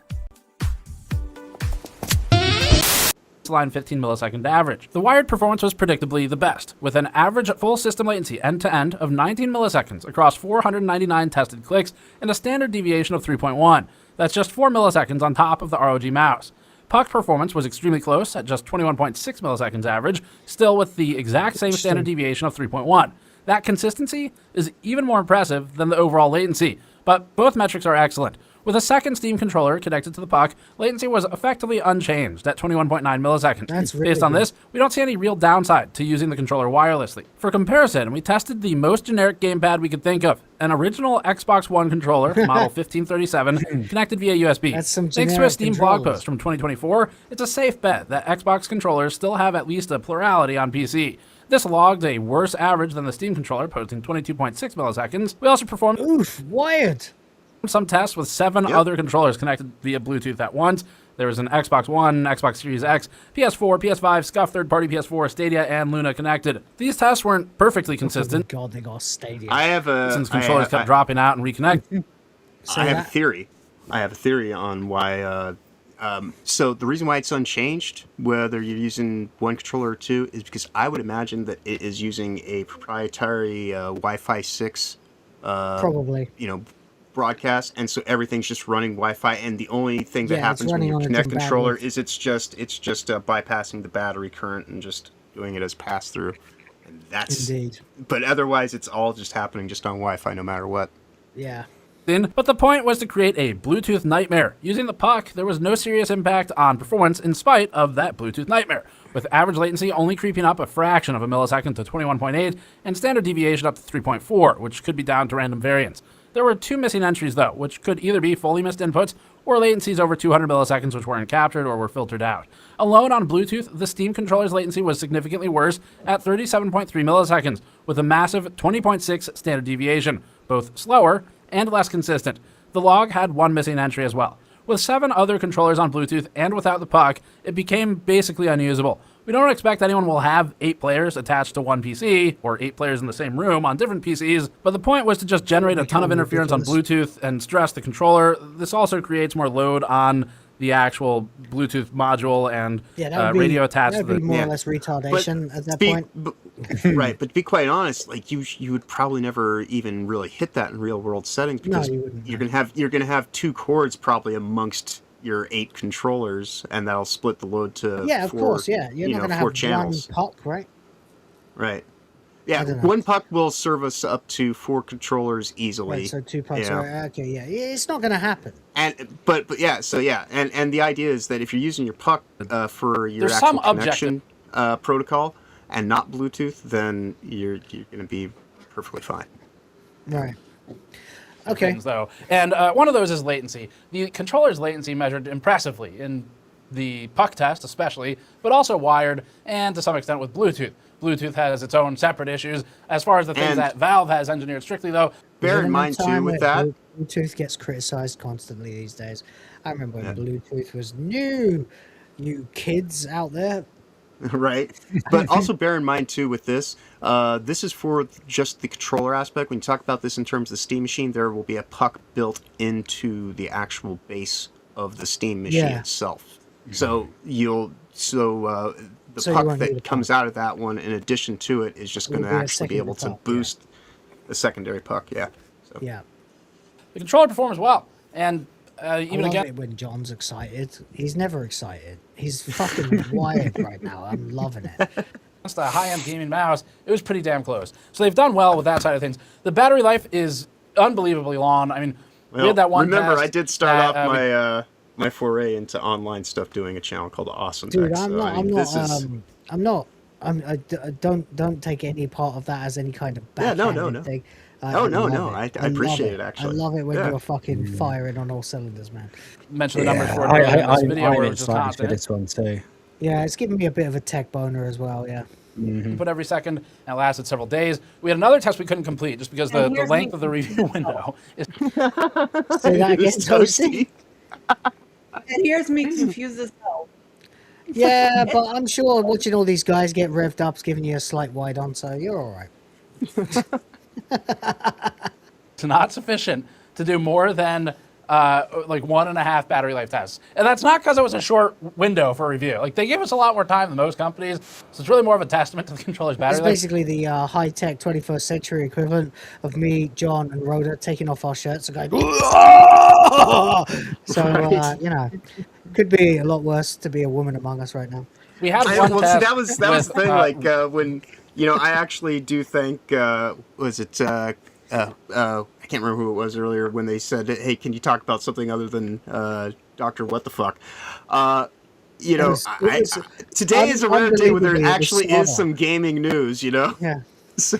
Yeah. I actually, I can't believe I missed out on all of this. I've been focused on my new job. Well, you were doing job interview stuff, so yeah. Yeah, you know. So yeah. I was actually part of the reason why I got everything out of the way today, because I was like, oh man, I bet we're going to talk about like all this PlayStation stuff and whatnot. The most annoying thing for me is that the news sources that I generally rely on day to day to tell me what's going on, not a single fucking one of them had a single fucking mention of this. Yeah, no, I know about this because yesterday was my day off, and so I was just watching shit that I tomorrow normally they'll watch all be during my my downtime. time. Tomorrow, my time, it'll all be this. But as it's a time zone thing. I get. Well, I only knew music about it yesterday. because Lucy told me in your Discord. It sounds fucking hot as shit, man. Rumble. Yeah. So basically, we set the controller up with a game where I think it was a racing game, and we just had the tires spinning constantly and kind of rubber banded everything together so it would keep doing so, then watched it with a security camera. And that ended up running for a little over or around 24 hours in total for that test. Plus, it had already been used a little bit before that. And then we used it for B-roll because we had to terminate the test because we needed to get working on this review to get it published in time. So around 24 hours, we stopped doing the Rumble test. It was still not dead. I think it had like 25% left. We shot B-roll with it all day. Still around the same. So we don't have a final number for how long it would last with the Rumble test. It looks like under 2 days. I'm getting called out, man. LTT James is saying he posted this in the group chat. All right, guys, I'm sorry. I had a rare day where I wasn't online like all day. I'm sorry. Okay, I'm sorry. Now, LTT did do a battery test on their coverage of it yesterday, and it looks like 37 hours of the way that they do their real-world testing of just using something continuously. So a day and a half roughly. Oh, and D-Brand actually they sent me an email yesterday. They're the GameCube. Not the GameCube, but the GameCube, you know, the Portal joke about making the companion cube. It is, I'm going to get notified when that thing is actually ready to sell, because they already have a prototype for it. But we needed to get working on this review to get it published in time. So around 24 hours, we stopped doing the Rumble test. He did it too. Yeah. Look at his shirt. They're the little... Huh? Oh, I was about to say, I was just looking at his shirt. They're the little fans in the piece inside the computer. Is that what Yeah, that's it's a graphics card, Toast, yeah. Yeah, correct, yeah. They're the fans on a number of different things that are on your PC, actually. Yeah. Not just to call it, but in particular on graphics cards, yeah. Yeah. To keep them from overheating your GPU. Sorry, not graphics card, GPU. We have the ultimate purist in the chat right now, and I'm loving it. I don't mind at all, actually, because I'm a total fucking layman when it comes to this shit too. I've been PC gaming for like 3 years, and most of what I've done with that is actually gaming, not research. So there you go. I have a guy to help me with my PCs.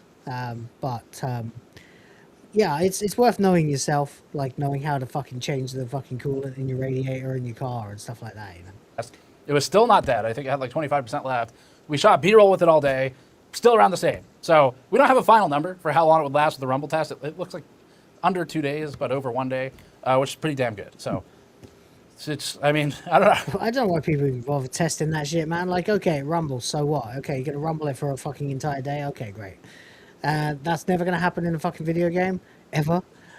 Not being able to finish the test because the battery lives too long is, you know, it's a good thing. Now, this is not a AA solution, but as you'll see in our teardown, we're really happy with the replaceability of the battery. So as soon as there's battery options on the market, these are trivial to open up, and the battery just pulls right out. There's no glue, at least the one we open, no bullshit. You just pull the battery. Dream come true, man. What a glorious fucking controller. They just love us, don't they? Put another one in, which is great. As for the TMR sticks, they should last longer than normal potentiometer sticks, and they have smaller dead zones by default, which is an improvement. We obviously haven't had this long enough to know what their lifespan is, but it should be better. The device is easy to disassemble and maintain in the event they do. Oh shit, look at that. Do die. It's like an old phone. You know, remember when you used to be able to take the back off your phone and take the battery out? Mm-hmm. Oh yeah. No, this thing. Yeah, it's the Steam 3310. I'm sorry, you guys are talking about this. I'm talking about his fucking fat ass fingers. Okay, what you got to say? They're fucking fat. Look at his hands. They look swollen. Can't argue with that. Cannot argue with that. He's got some sausage fingers. Got some right sausages, indeed. Yeah. Yep. And these are the aspects that we're most comfortable judging because we can observe and measure them. If you just like playing video games with a controller and you have no specific needs for it, there's no specific reason to get a Steam controller. It's fine. But there are $50 Xbox controllers or third-party options with TMR sticks. The target audience for the Steam controller, we think, would be anyone that really likes the DeX controls and anyone who wants to play PC games in the living room without needing to get a mouse and keyboard because of the input options. Based on Hello, that's me.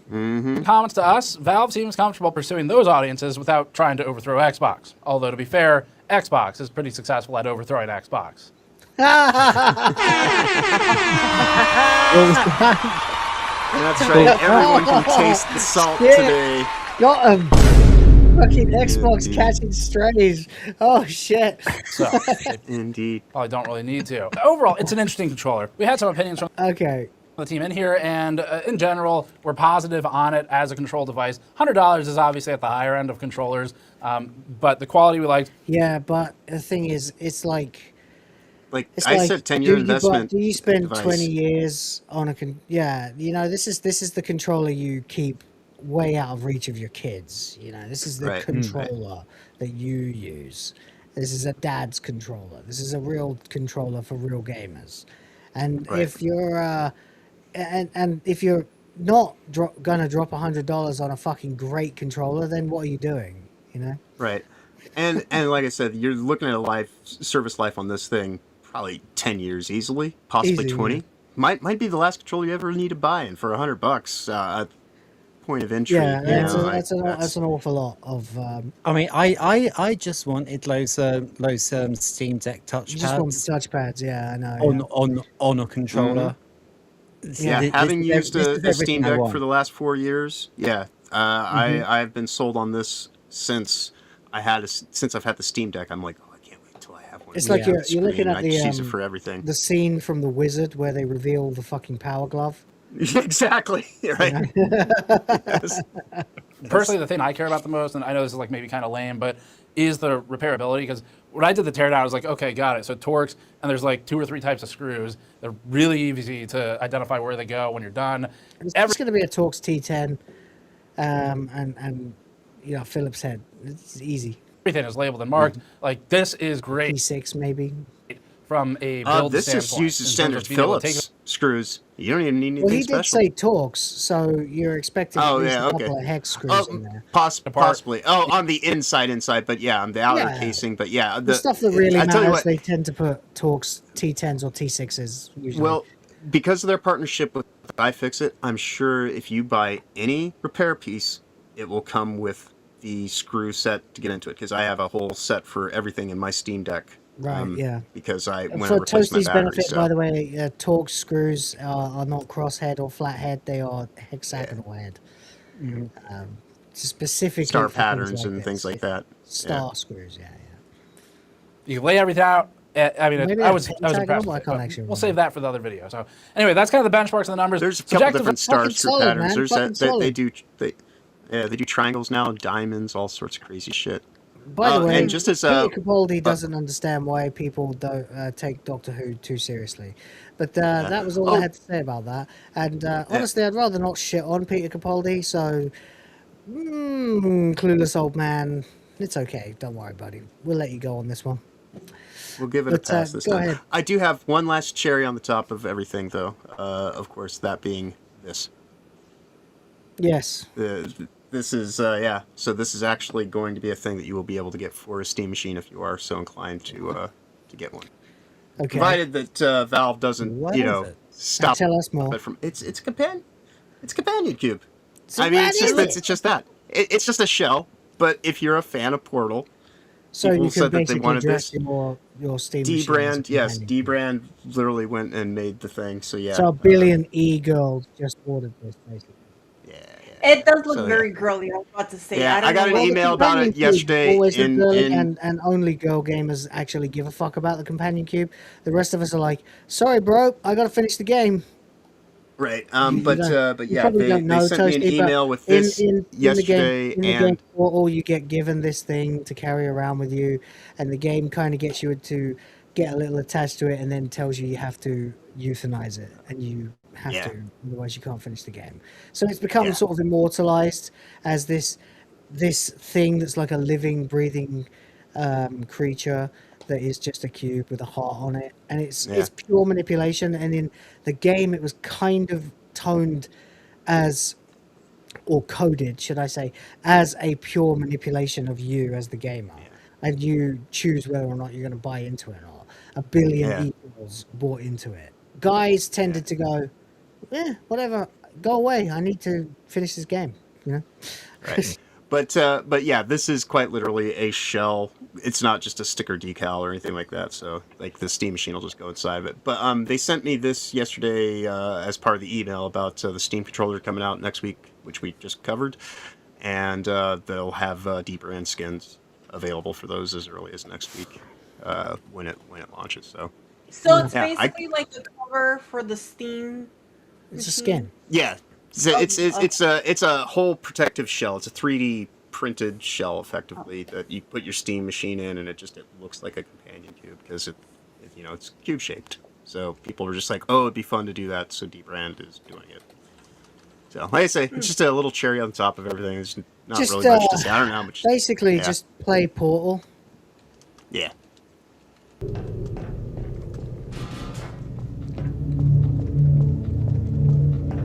Oh, it's from that. Okay, I see. Yeah. And since it's a Valve game, Valve Steam machine, everyone's like, ooh. People call it the GameCube. You have to sacrifice the companion cube. You did it. The weighted companion cube certainly brought you good luck. However, it cannot accompany you for the rest of the test and, unfortunately, must be euthanized. Please escort your companion cube to the Aperture Science Emergency Intelligence Incinerator. So this is the game makes you like completely alone for the Holocaust entire thing. the cube.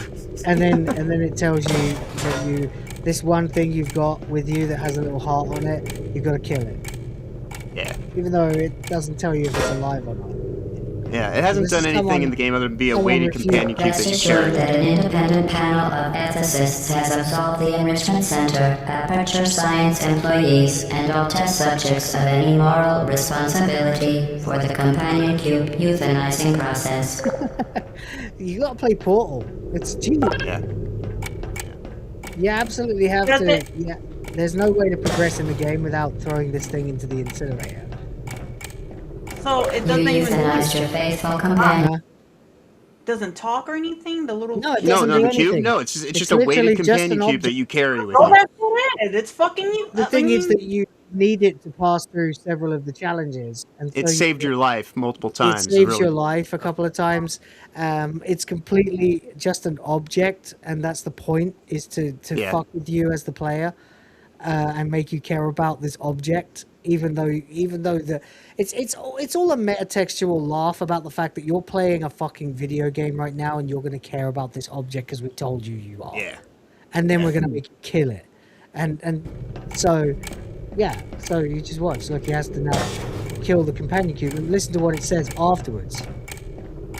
You euthanized your faithful companion cube more quickly than any test subject on record. Congratulations.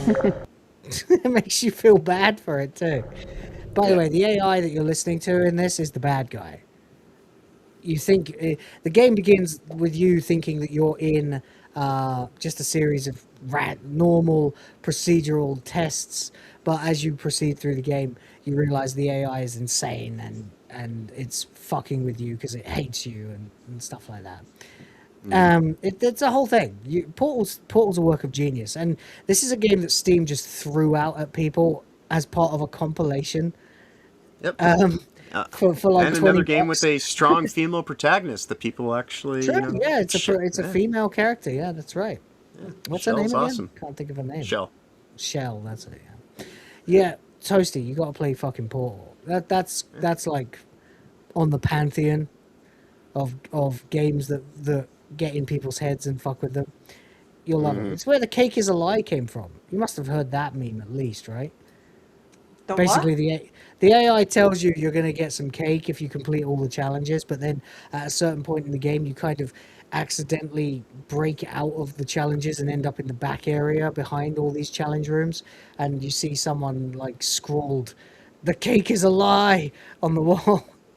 Yeah, they tell you at the beginning of the game that you'll be rewarded with cake at the end of and the test. It ends with one of the most bitchy songs ever, as the AI sings to you about how much it hates you.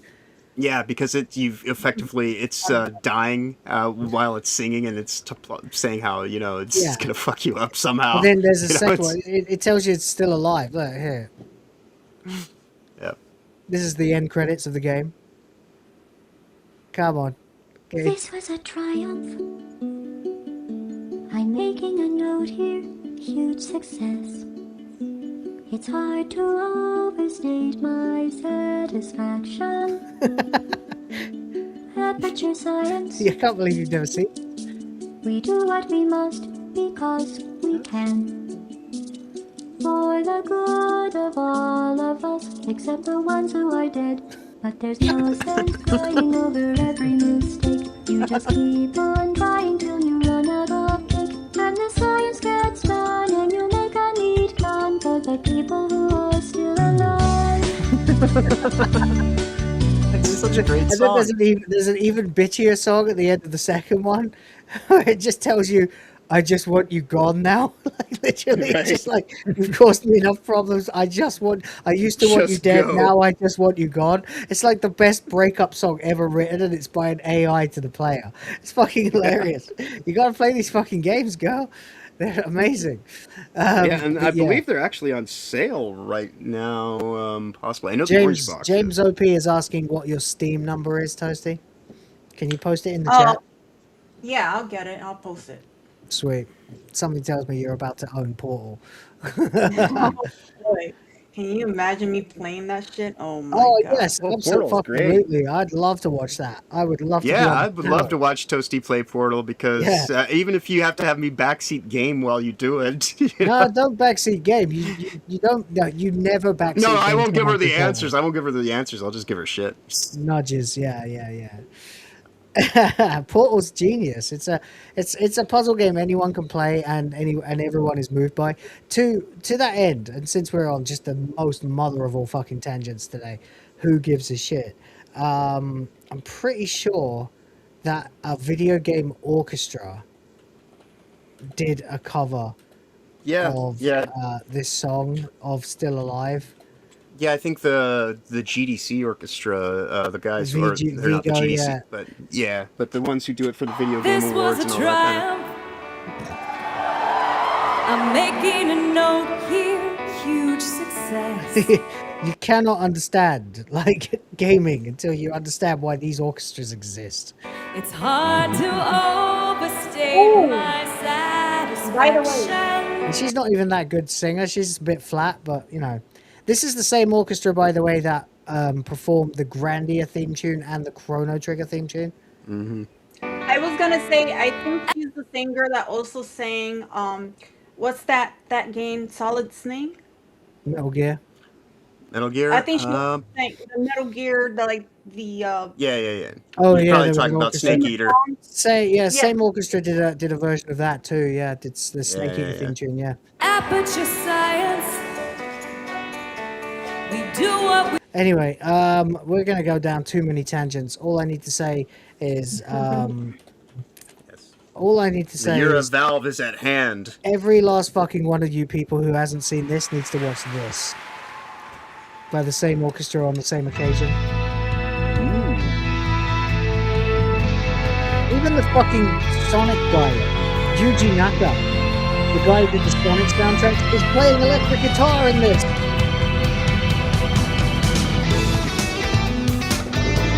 Yeah.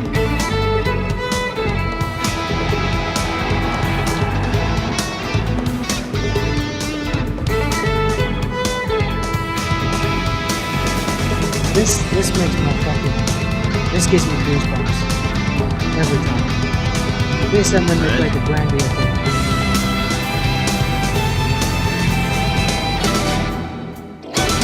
Oh! God damn, I know I'm gonna spend the rest of my night listening to this again. Alright, that's enough of that. Unfortunately, it's time for us to dive into the world of dissatisfaction. The joy and the tragedy. Jesus. Yes. There's been a few days, gentlemen. We're not going to go on it for too long because we have, of course, Thursday Well, that'll to be deal with. Thursday, yeah, but there's definitely. I mean, The there's problem is, an as it abundant stands season, right now, so it's open season on quartering, and as it is open season on quartering, every single day produces enough content for 5 episodes of Wanker of the Week. yes. 5 quartering dedicated solo episodes of Wanker of the Week. So I don't have a fucking clue where even to begin. While we're making this, news is happening in the quartering verse. So whatever I'm talking about right now is from yesterday, and whatever is happening right now, unless you guys want to tell me about it, yeah, I'm gonna have to get to tomorrow. The most recent thing I was up on was the Discord dismantling. Okay, so he is slowing down to his, I don't want to say credit, because I don't ever want to credit Jeremy Hambly with anything, but he is slowing down. That much I can say. He is definitely starting to realize that nightly crash outs and then mass deletions of tweets is something that everyone's looking for these days. That the entire internet is against him. Dare I say, he might just be starting to become self-aware. Yeah. I guess since it runs parallel to him, since she's a co-host there, Melanie Mack has started doing her Bible verse of the day again. Oh, yeah, I know. Oh, it's so fucking cringe. She's been doing that for a while, but, well, not like that, but she has been doing Bible verses on Melanie Mack's fucking Bible channel or whatever it is. But, oh my Christ. Okay, I tell you what, I say I never give credit, but I will give credit right here, because this is Bearing. Do you guys know Bearing? Yeah. I've heard of him. Right, so Sugar Bearing Tits. is sorry. Isn't it Bearing and Sugar Tits are married, right? Or Oh, yeah. Sorry, I thought Toasty was Oh, I didn't know that. So Sugar Tits is Bearing's wife. They've been together for a long time. They both do videos. Similar style, Aussie, typical Aussie snarky commentary of various topics. The point I'm trying to make here is just a little bit of credit. Because what I'm giving Bearing credit for here is having the single finest taste on the internet when it comes to farming images for his thumbnails. He has got the greatest taste in the fucking world. This thumbnail I clicked on and watched entirely without ever realizing that it was my fucking images that he was using in his fucking thumbnail. Because I put them all out onto the internet a while ago and said, have at it for your thumbnails, boys. And hell yeah! Yes! There it is. That is a will of the will. Yeah, right there you on. go. That's right. These are my images that I made and I posted, and I said, please go right ahead, everybody. No credit necessary. And then I spotted them again, and I was like, what the fuck? I didn't even realize when I clicked on the video. I did. I subconsciously clicked that. Yeah, I saw that yesterday. Sorry, Toasty. But yeah, I completely missed it. There you go. Will was like, that's a Toasty. genius ass fucking thumbnail, and he's like, wait a minute, that's mine. I made all. Whenever I do these thumbnails, right, I always go in, and now AI is so good. I used to do this by literally cutting around the contours. Of Rotoscoping used to be a take your time and do the fucking thing. And now I go into Grok and I go, here's a picture, remove the background. Then I drop it in Photoshop, delete the white, put an outline around it and a drop shadow if I feel like I didn't with these. And then in the particular instance of this, I felt like, you know what, fuck it. There's no good pictures, really good quality pictures of PPP on the internet or Warski. There's only like people screenshotting Kino Casino and not knowing how to upres an image. AI can upres an image easy. Grok can do it in 20 seconds or less. So I did this. I made all these images and then I dropped them into a thread and said, please feel free to use these for your thumbnails. And I can't believe that a channel with 500,000 subscribers has used my images. So I'm just saying. Excellent taste, sir. Excellent. He'll never see me saying this, but wow. Thank you very much. I'm honored. Indeed.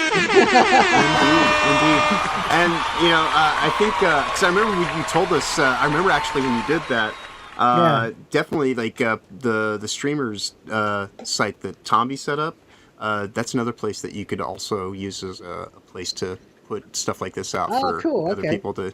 Yeah. You should tell me next time I have some PNGs to spare. I make these kind of images all the time. I've dropped them into like loads of people's chats before, but no one ever uses them. But then somebody finally did, and it was fucking Bearing of all people, who in this video, by the way, this is one of the guys, Bearing, by the way, was on the Dankula podcast with Quartering for 3 years, when Quartering was pouring his ass out all over the internet about how his shitting habits, his wanking habits. It's a non-stop, constant farm of content.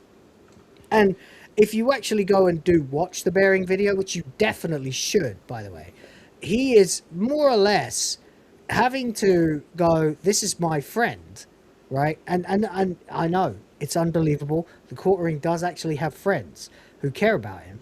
And unlike Dankula, who kind of rode the fence, Bearing goes, you need to sort your life out, mate.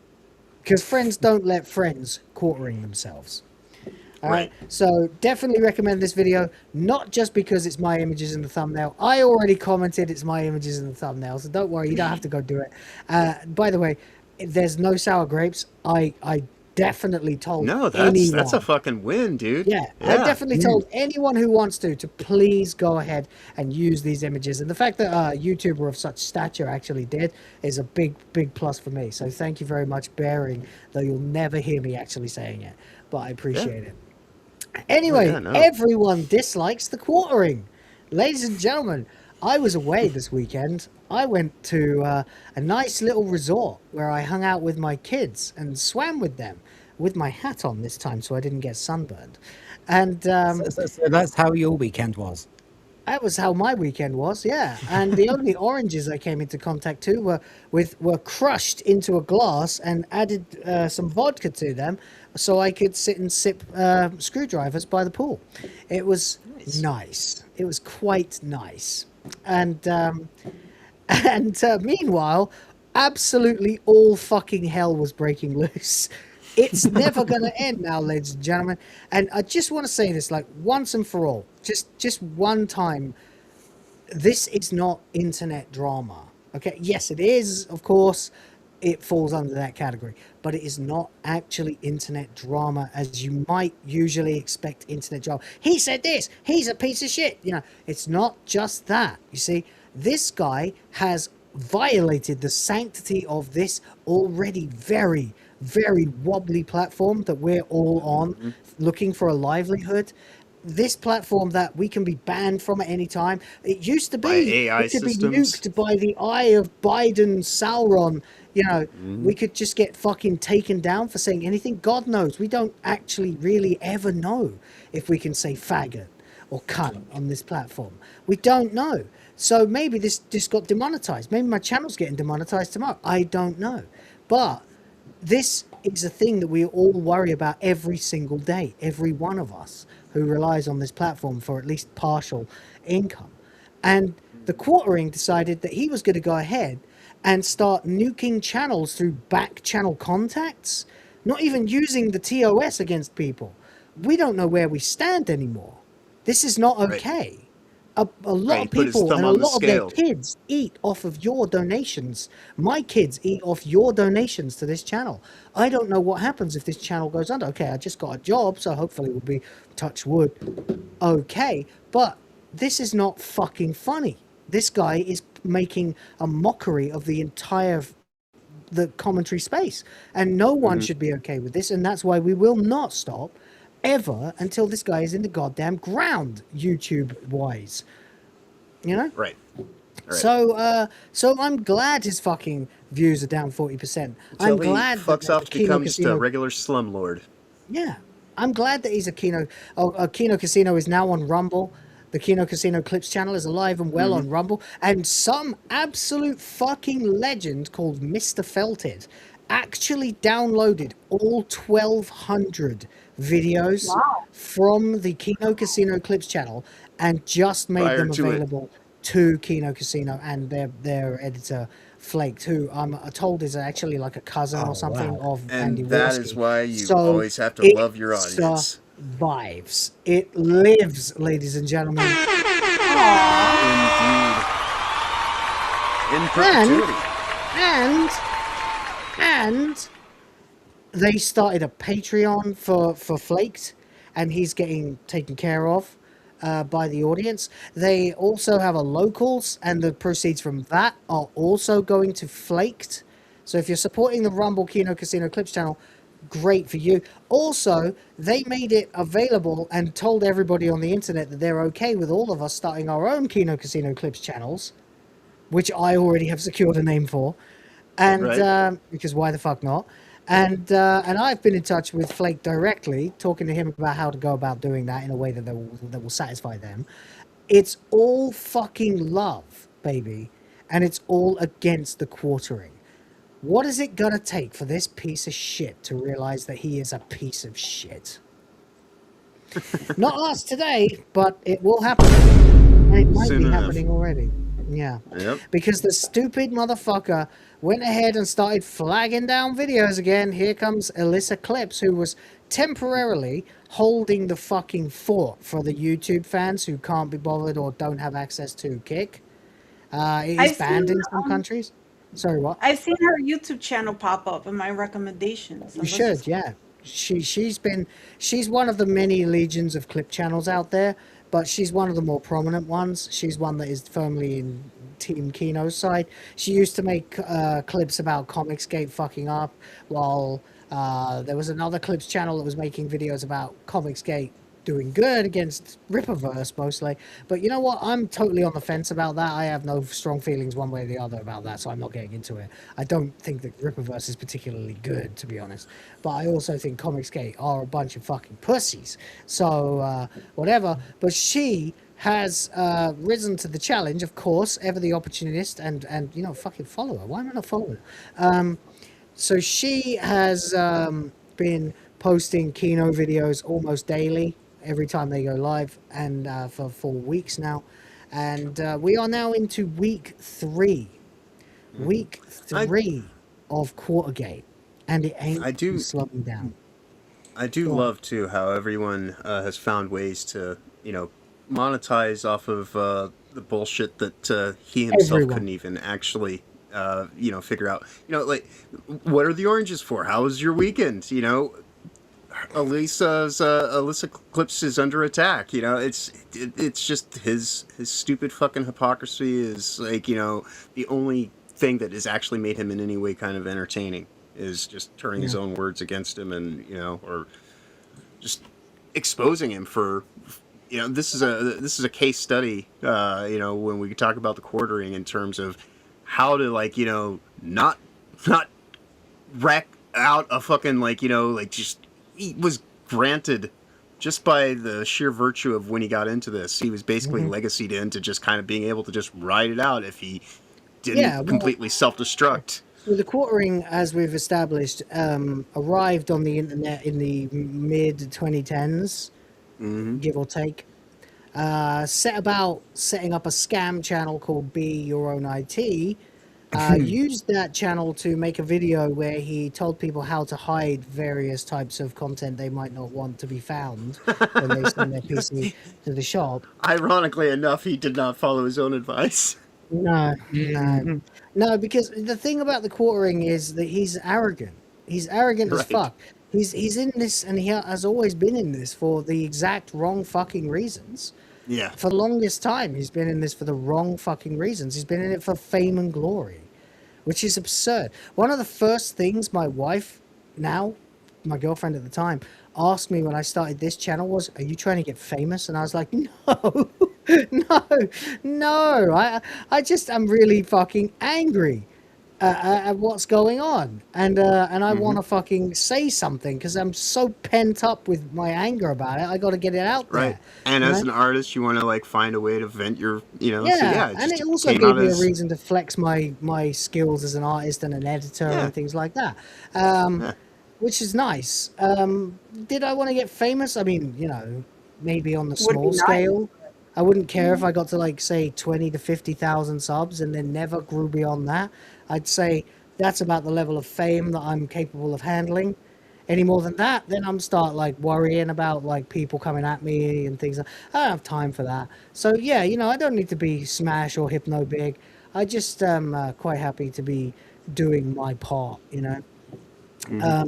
Anyway, I thought the same way when I first started doing this. I'm like, it'll be well, nice to at least get 50,000. in your own way, you're already bigger than I am. You know, you've got legions of fans on X and stuff like that. So you know, That's what I'm saying. It's just like I got like a small amount of following, but I have loads of people trying to come at me, which is hilarious. Well, then you're making the right kind of moves, you know. I have like 20 to 30 people who come to watch every stream, and I'm really glad that I have that. That's great. Those are the kind of people I really care about because they care about me. That's why I'm happy to continue. No matter what happens with the job or how much it might take over my life, I will keep streaming for those people because I love this shit and you guys, and I have so much fun. And it's really just, even if we make no money, and I'd like to make some money, please.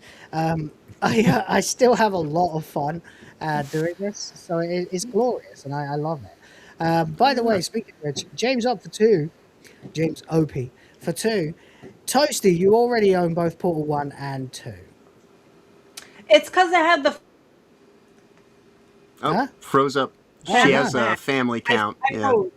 Yeah, I have Say a that family again, account. So I have a family account on Steam, so it's not me playing those games. And I don't know really what games I own other than like the ones that I get myself because I got, you know, friends, family, you know. Then play them. Check them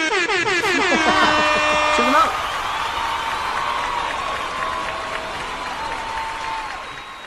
I say that Goal like right fame now. and glory is a bad thing. Where are we in your goal right now? Are we like? Oh Christ! 25%. I should fill it If out. we get to the goal, I'll stream tomorrow. Me playing Portal. Oh. Oh. Oh, ladies and gentlemen, do you want to see challenge has been set. Toasty playing Portal? Then you apparently need to fill my goal. That's how lovely she is.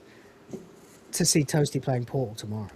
I'll do it. I'll play Portal tomorrow. The gauntlet is set.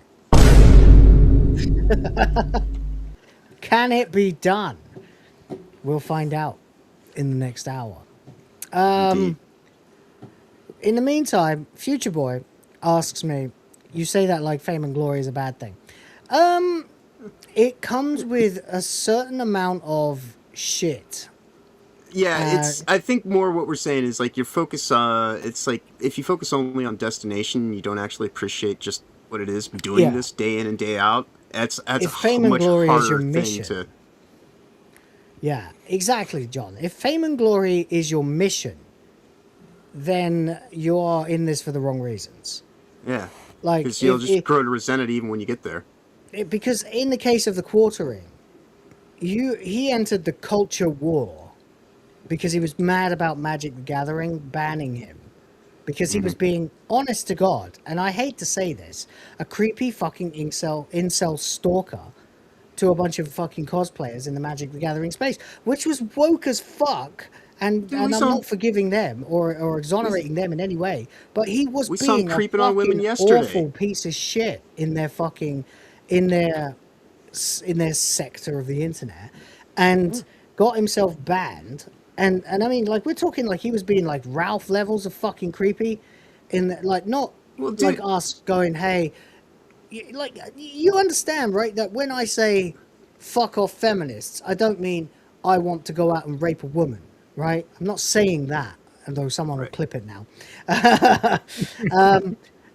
You know, I'm saying there's levels of things that are socially acceptable and levels of things that are completely insane and levels of things that are completely barbaric. And I like to tout the things that I think are sensible because I think the world should be a certain way that makes sense to most people. The quartering didn't seem to care about that. He just realized the algorithm favored what he was doing at the time, so he started spamming it constantly. And his goal was always just to make a load of money, not to actually change the world. Right.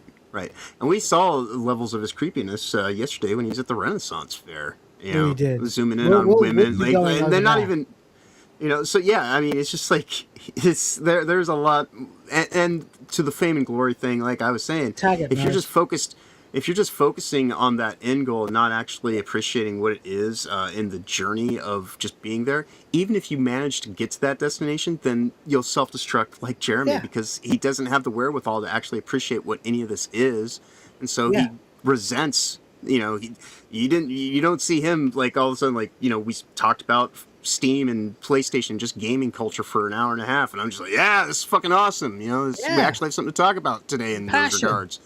Legitimate You know, fandom, yeah. That's why I'm called He's Will not of the doing Fans. this for that. Right. Not just because it means WTF, not just because my name is Will, but because Will of the Fans is that fans have been overlooked. Fans have been shit on for so long that we all need to band together and ideally have a place to talk about that where we Yeah. can be heard. Which is another reason I don't want too much fame and glory, because I can still read every single one of your fucking messages when you post, Right. which I like. Right. And so no, there's nothing wrong with fame and glory. Absolutely not. If you're famous and glorious for doing great things, sure. But chasing fame and glory at the expense of the actual content of the core ideology, well, I don't the really experience. like ideology. The core mantra behind the entire idea, the idea that we are pissed off with the ruination of our entertainment and the deeper, more long-reaching repercussions of our entertainment, and thus our pop culture being used to weaponize our culture against us, to demoralize and destabilize our cultures, our nations, our ways of life. If you're not actually interested in that, and you're just going to use it to get fame and glory, then you're scum. If you get fame and glory because you care so much about those things that you get so many people to listen to you, then great. That's a different kind of thing. You understand? It's the difference between a hero and a false hero. You know? I don't know, man. Like, I was going to say real quick, having too many people like watch me and follow me, just the thought, and I know I'm on the internet and now I'm a public figure, but just the thought of so many people watching me and stuff makes me nervous. I don't know what it is. Like, too many, like, if it's like, even being on Chrissy's, I kind of get nervous. Like, there's like over to me 300 people watching. It makes me nervous. I used to feel like that too when Hypno blew up and suddenly there were like thousands of people potentially watching us instead of dozens. Right. And plenty of them have come at me for various things on that show, and I'm like, yeah, well, you know, this is who I am. If Hypno likes it, then I'll stay. And if you don't like it, then no, I'm still here. Sorry. I have shit to say, and I feel the way I do, and I'm more passionate than most. So. Right. Well, I think that's kind of the thing with Jeremy, because he's so fixated on just being a rich guy, you know, and now he is. Like, a lot of these things, he's not really a fan of. That's not the thing that drives him. He's more interested in having a fucking racetrack and stupid shit like that, which is, hey, fine. But, you know, if that's what your passion is, do that stuff. But he doesn't actually, he doesn't really feel bad about any of this stuff. No, he's just trying to chase SEO. Yeah. He made 75,000 fucking Brie Larson videos because he built himself a shed. Yeah. You know? That's his thing. His Brie Larson shed. Great. Like, okay, sure, if I was able to buy a car with money from, I don't know, Doctor Who or something, then I'd be very happy. I wouldn't call it my Doctor Who car, because it was never my goal. The goal is to voice to people who otherwise may not feel like there's anyone else out there who feels the same way as them, that there is somebody who feels the exact same way as them, or close enough. Right. But his interests aren't pop culture anymore. His interests these days are getting shit-faced, buying extravagant home whatever, you know, ludicrous shit, saltwater aquariums, $10,000 fucking RC racetracks, you know. You know, being involved allegedly in cuck scenarios, and you know, being a wife swapper. Yeah, you know, he's never really been legit about anything that he's ever done, because his goal was always money. And I've tried very hard to avoid riding like to ride that line and avoid dipping too much into the other way. This is the most significant source of my income at the moment, so that's why I say, hey, please fill the limit bar so Toasty can fucking play Portal tomorrow. I mean, and stuff like that, because it genuinely is the thing that I go to the supermarket and I put my card in the machine and I'm like, thank you to, in my head I'm like, thank you XYZ person who I know is responsible for this. And that's part of the reason we do weekly reviews around here too. Whether it's for contemporary stuff that's coming out now, or we've did through Red Dwarf, and we're gonna start doing movies and other random things here for a little bit. Some more. Like we've done the Real Passion Project. We need to pull people in from more wide areas who haven't found us doing this and probably would get a kick out of us reviewing a 20-year-old fucking teen movie, or something like that. Yeah. So there we go. What's that? Did I see Smash JT's retweet? Macante is back terrorizing him again. What? It's a day ending in Y, mate. No, I haven't seen it, but I'll take a look, I guess. In the meantime, the quartering has never cared about any of this, right?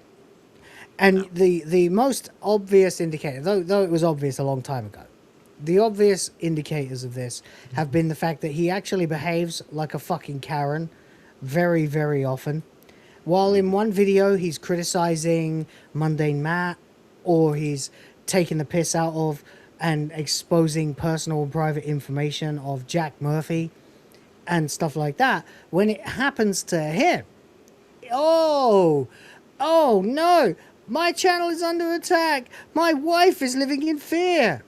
And we're like, okay, what was your old slogan, Jeremy? Show me the receipts. Well, how about you show us the fucking receipts? Something he has singularly failed to do the entire time. It's a very rare case of he's doing everything wrong at the same time. Yeah. He's a fake victim. He's false flagging. He's gloating about money. He's issuing threats to the internet. He's mercante maxing. It sounds like he's using.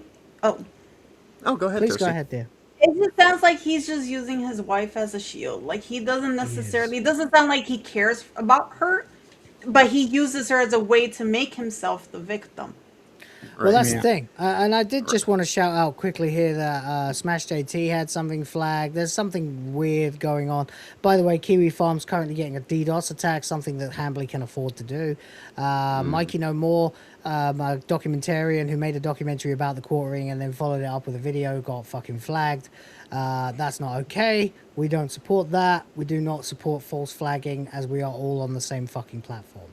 But this is more in line with what you're talking about here.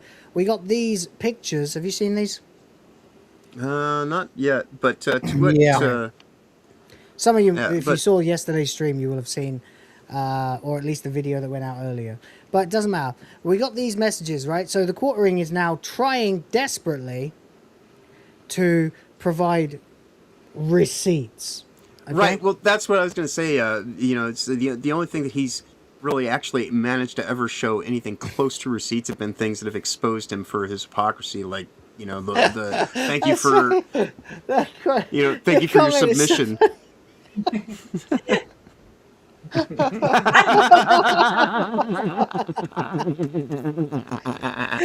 Correct. Yeah. Very Beautiful. Good.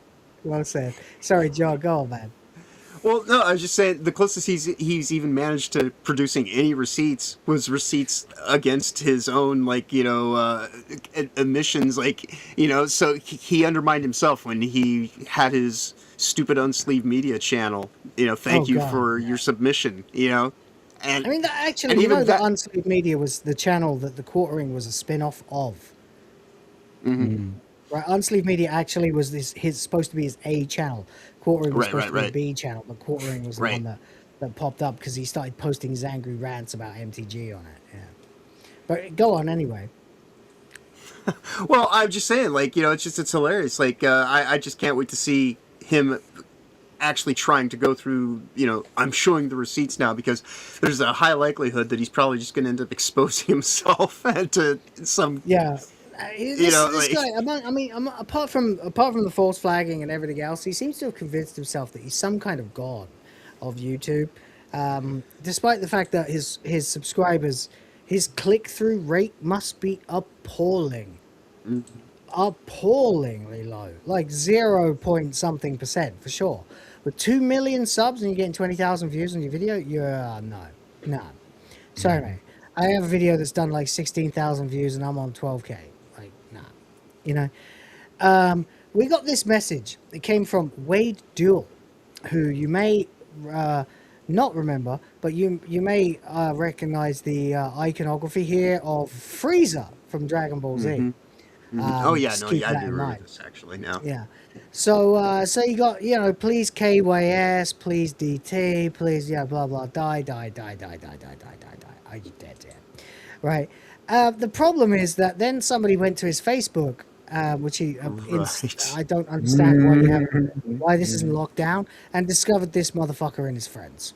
Right. So clearly he's been set up for it to provide fake Technically, the receipts. guy is only in followers, which, to be honest, to me suggests that you told this guy to unfriend you first, but you forgot to tell him to unfollow. Because most of the time, when you add a friend on Facebook these days, you also auto follow them. Yeah, it connects. Yeah. Right. And when you defriend from someone, doesn't mean that you automatically unfollow them because they don't want you to. Yeah. There's ways.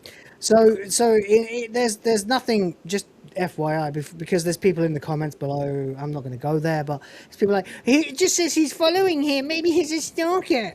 Whatever. Why would you do this? Why would you give the benefit of the doubt to a man who keeps shitting on you? But anyway, yeah. So search for Wade in his friends, and you will find the person who sent these messages. And apparently, they haven't been blocked or reported or anything. They've just been farmed for clout on X. He should see my DMs. I literally this morning I looked at mine and I got people telling, how can I say this? They're like, "Oh, have you ever been raped by your father? You've probably been raped by your father. Oh, I wonder if you got raped by your father." I've got DMs in waiting telling me my wife is cheating on me with XYZ and stuff like that. Just trying to say whatever they think will hurt me the most. It's just the reality is I know exactly where my wife is, and I spoke to her 2 hours ago. So Like, okay. Anyway, this has netted him the ignominious name of Jeremy Smollett, which is fucking glorious. Yes, I remember when you were talking about this now yesterday, because I said, it's actually older than that. I was trying to remember it a couple of weeks ago in one of our streams. This was the name. Yeah. But now it's... But I made the joke yesterday in the chat that Jeremy recalls that he could hear someone shouting in the distance, "This is Kino country." Yes, indeed. Yes, that's right. This is Kino country, yeah. So we got Jeremy Smollett here staging attacks at himself. It's so obvious, but it's the worst thing is, like, you can be a dumbass on the internet and people will probably like you. You can be a smart guy on the internet and people will probably like you. But if you're a dumbass trying to pretend to be smart, people will hate you. And this is why people hate Hassan Piker. This is why people hate iDubbbz. You know, this is why people hate DSP. You're better off being smart and pretending to be dumb than the other way. People like that have big egos. Say that again, dear. Sorry. It's the low IQ people with the big egos. At least I can admit that I'm a retarded Puerto Rican blonde. It's true. I'm smart. Yeah, I'm smart enough to know that I'm retarded. I'm not retarded enough to think that I'm smart. I'm smart enough to know that I'm smart, but I don't wish to test it against the entire internet. And what Hambly has done in the last week or so, 2 weeks, especially in the last week, is decide that he is fucking Machiavelli himself, and that he can pull off these elaborate scams on the entire hand wavium and the magic while issuing constant threats, you know? Right. Open threats to the internet. I'm sorry, mate, you're not that fucking Machiavellian if you're also going to have massive crash outs and reveal how fucking dumb you really are at every available turn. You're making yourself look like a complete fucking piece of shit. which is not a big surprise because he is a complete piece of shit. He's a fucking nepo kid. He's dedicated his life to this shit and gaming the algorithm to the point where he can, you know, make a name for himself. But even every single time this guy has ever been weighed against almost anyone else, like from the same generation, you nerd, rotics, geeks and gamers, etc., he always comes up short. When he was on the podcast with Alex Jones on FNT, when Alex Jones first appeared, he was invited onto that panel because, you know, we should have some big names to talk to Alex Jones. And he did nothing. Nothing. Right. For fucking hours. It was a waste. The other regular zeros, as EVS calls them, of FNT would probably have done more with the same platform than Quartering did. Because he doesn't fucking know anything. He's a dumbass fucking imbecile. And a fucking creep and a pervert. And everybody knows it. And now, and the funniest thing about this is, there appear to be so many people like me who subscribed to him in the beginning because he was one of those channels that was covering the stuff you were interested in.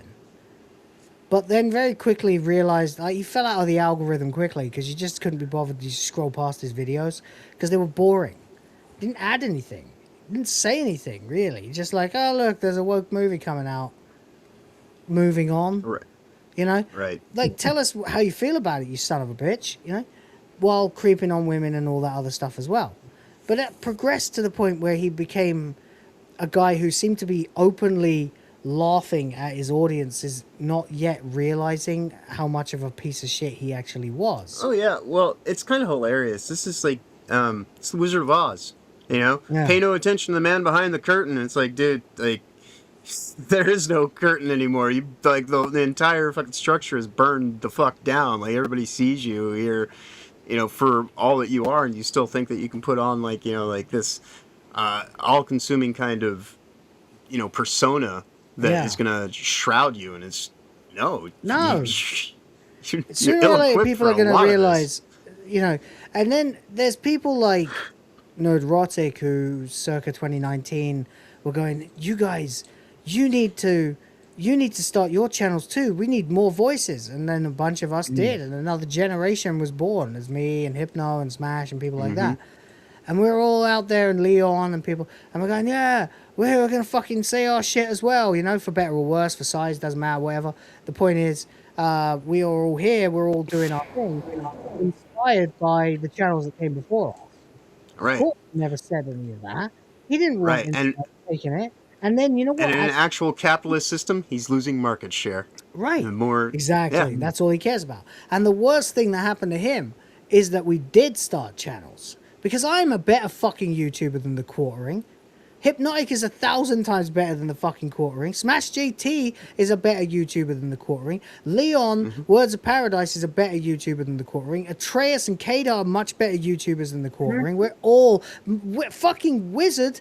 Jesus Christ. Wizard. Yeah, Wizard is like phenomenal. Bigger than all of us now. And I knew that would happen a year ago when he was on this channel as a guest. And I'm like, this guy's going to go absolutely to the moon, and very, very soon. And then when I first met him, got his format nailed down, and boom, now he's bigger than all of us. Oh yeah, when I first met him, I think you know, he was one of the first people that I invited to anything and everything that I could, because I was just like, dude, he's gonna easily be out of reach before too much time passes. And so yeah, one of the coolest things I ever did was the conversation that I had with both him and Ryan on Ryan's channel, which unfortunately doesn't exist anymore. But yeah, there's so many people at this that Ryan's better at this than the Quartering. Ryan's better at this than the Quartering. You know why? Because like Leon and Future Boy, I see your comment. Yeah, haha, yeah. They are better. You know why? Because you know who they are. You know why. You know what they stand for. You know what pisses them off. You know what makes them excited. That's what I want in my YouTubers. That's what I try to be as a YouTuber. And people respond to that. It's why Nerdrotic is as big as he is. It's why Wizards as big as he is. It's why Geeks and Gamers are as big as they are. It's why each of the major members of Geeks and Gamers are as big as they are. Because they are who they fucking are. And that is the exact thing. Authenticity is the currency of the internet. It's the currency of the future. And the only thing the quartering has ever given anyone is just, here's the news, see ya. There's no Or authenticity meltdowns. to him. Yeah. And then crash out meltdowns that we've never seen before. Like, we've never seen meltdowns on this level. No one has crashed out this consistently on the internet. It's the stuff of legend. There's literally no one that I can think He doesn't of. have passion for this. He just wants, as we said, just the flame, the He fame has and the passion glory for and like the himself. adulation. Money, Yeah. fame, power, glory, yeah. All right. That's why he flexes them, you know? Say that again. All Toasty. right, boys. I gotta get going. Gotta do mom stuff. But if we get to the goal, I'm doing the stream tomorrow. I So will let's get let to you the- know. I will tell you tonight before we do the stream at 8 p.m. All right, I'll make that the pinned comment. Hit the goal, ladies and gentlemen. It's $100, and Toasty will play Portal tomorrow. I will. Indeed. I will. Don't, All right, guys. Don't say you won't. See you later, Toasty. She will. Bye, guys. Take care, Toasty. Wait. What you talking got coming up? What you got coming up? Oh, 8 p.m. Eastern. Tonight, we're going to have a special guest, and it's going to be lots of fun. So, Indeed. yeah. There you that's go. it. And then follow me on X, because I piss people off, and it's just fun. I always say, like, subscribe for sanity, follow me on X for savagery, but Toasty is exponentially more ghetto and thus more savage than I am on X. Yes. So you should and definitely... if you want to help, and if you want to help Toasty to in just simple ways, engage with her, especially on X, because she gets paid for it. Oh, yeah, I'm monetized now because of these people. So, like, they could call me a man, bald, whatever. I don't care. You're giving me money, idiots. Yeah. So keep doing it. Yeah. And see, this is the thing.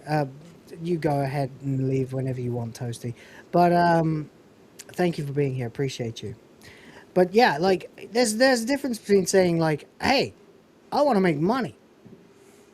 I want to make money. I do. I want to make money. But I also want to tell people how I fucking feel about shit. And I hope that that will inspire a few people to join us and, if possible, to support me and my family. Yeah. But Quartering also, wants to make in your money case, though, and too. will say anything to get it. That's the difference. Right. But in your case, like, you can actually craft things that, you know, show talent, skill, and ability, where he couldn't even get a fucking Christmas card out. Well, that's the thing. He's not actually talented. He's actually useless. Yeah. He's actually fucking terrible at everything he does. I actually can't understand how a person can exist who is mediocre to bad at every single element of everything. It would be I've more ever seen him do. interesting. It would be more interesting if he just filmed the work of the people that are putting together his fucking bar dominium for his fucking studio space or whatever the hell's going on with that, you know? And just get yourself out of the goddamn channel This guy's entirely, a but just born trucker. All right, Yeah. he should just be driving things to places and having weird encounters with young boys. right, because at least then he could put a camera on the scenery and we could at least see that Yeah. shifting in the No, background, you know? not Yeah. streaming. He's not supposed to be streaming. He's got no charisma. He's a True, charisma true. vacuum. True. He's What I'm useless. saying is He's got no talent. even And that, part of even my that. meeting earlier on, right? Part of the meeting I had earlier on with the guy that I'm going to be working for was that he hates fucking having to do with Zoom calls with people because he hates the fucking fact that there's someone listening to him talking who's looking at him, but they're not in the same room. I'm like, bitch, I'm a live streamer. I have cut my fucking teeth talking to people who I can't see. So yeah, you give that to me. No problem. The unfortunate part, though, if he was a driver of any kind, especially a UPS driver, as Dagny is Tagner's mentioning in the chat, you'd probably wind up opening your package with a turd in it. Yeah, oh, for sure, yeah. No, he's nature's you totally mediocrity. shit in a box kind of guy. He's nature's mediocrity. He was never meant to succeed that much at anything. Sorry, but he's not. Unless And until DUI, he yes. proves that he's actually good at anything, I don't believe this guy was meant to excel at anything. What he did manage to do was realize that there was a very wide open fucking gap in the algorithm for someone to spam with 10-minute videos of just random shit that was farming the fucking outrage that was actually legitimately going on with the culture war. He never really cared. I was duped. Everyone else who ever subscribed to him was duped. And then eventually we realized some time later he pops up in your algorithm 4 years later and you're like, oh yeah, let's watch. Coffee ad. All right, unsubscribe. Future Boy makes a good point though too. He wouldn't even be a good truck driver because he's fucking alcoholic, so he can't. Yeah, no, he can't drive. Can't he travel. Can't do anything. But if he hadn't ever achieved the pinnacles of success that he has, maybe his alcoholism would have been more at bay. I guess. He's N-word rich as well. Let's be honest. He just blows everything he ever fucking makes on stupid tat. Instead of like, oh, I've got a wife. You know, apparently they built his house where he lives, but then he took out a second mortgage on it to start a coffee grift. He doesn't give a fuck. You know. By the way, Mr. Rich Low Pitch, for $2, thank you, says, I don't have a channel and I have a better channel.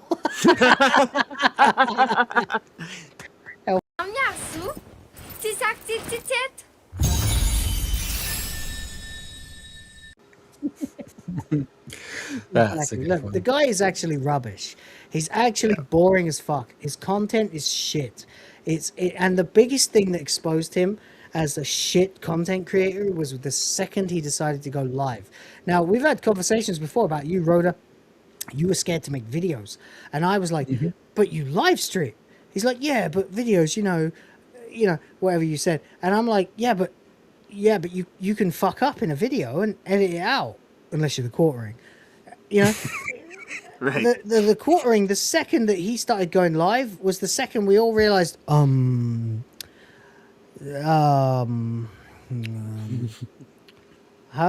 you guys going? How you guys going? How's everybody's weekend going? Like I said at the beginning, we launched my buddy Phoenix's show last night. And he's already better. There's only a couple of rules with live streaming. I didn't even realize this because I was piss scared of live streaming when I first started, and everyone could tell, obviously, because I was like, can I really do what I do for 10 minutes in a video for 2 hours? Can I really maintain a show and keep people's fucking attention for 2 hours?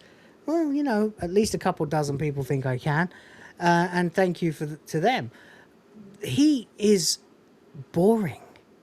Yeah, he's an impromptu show boring today. Person.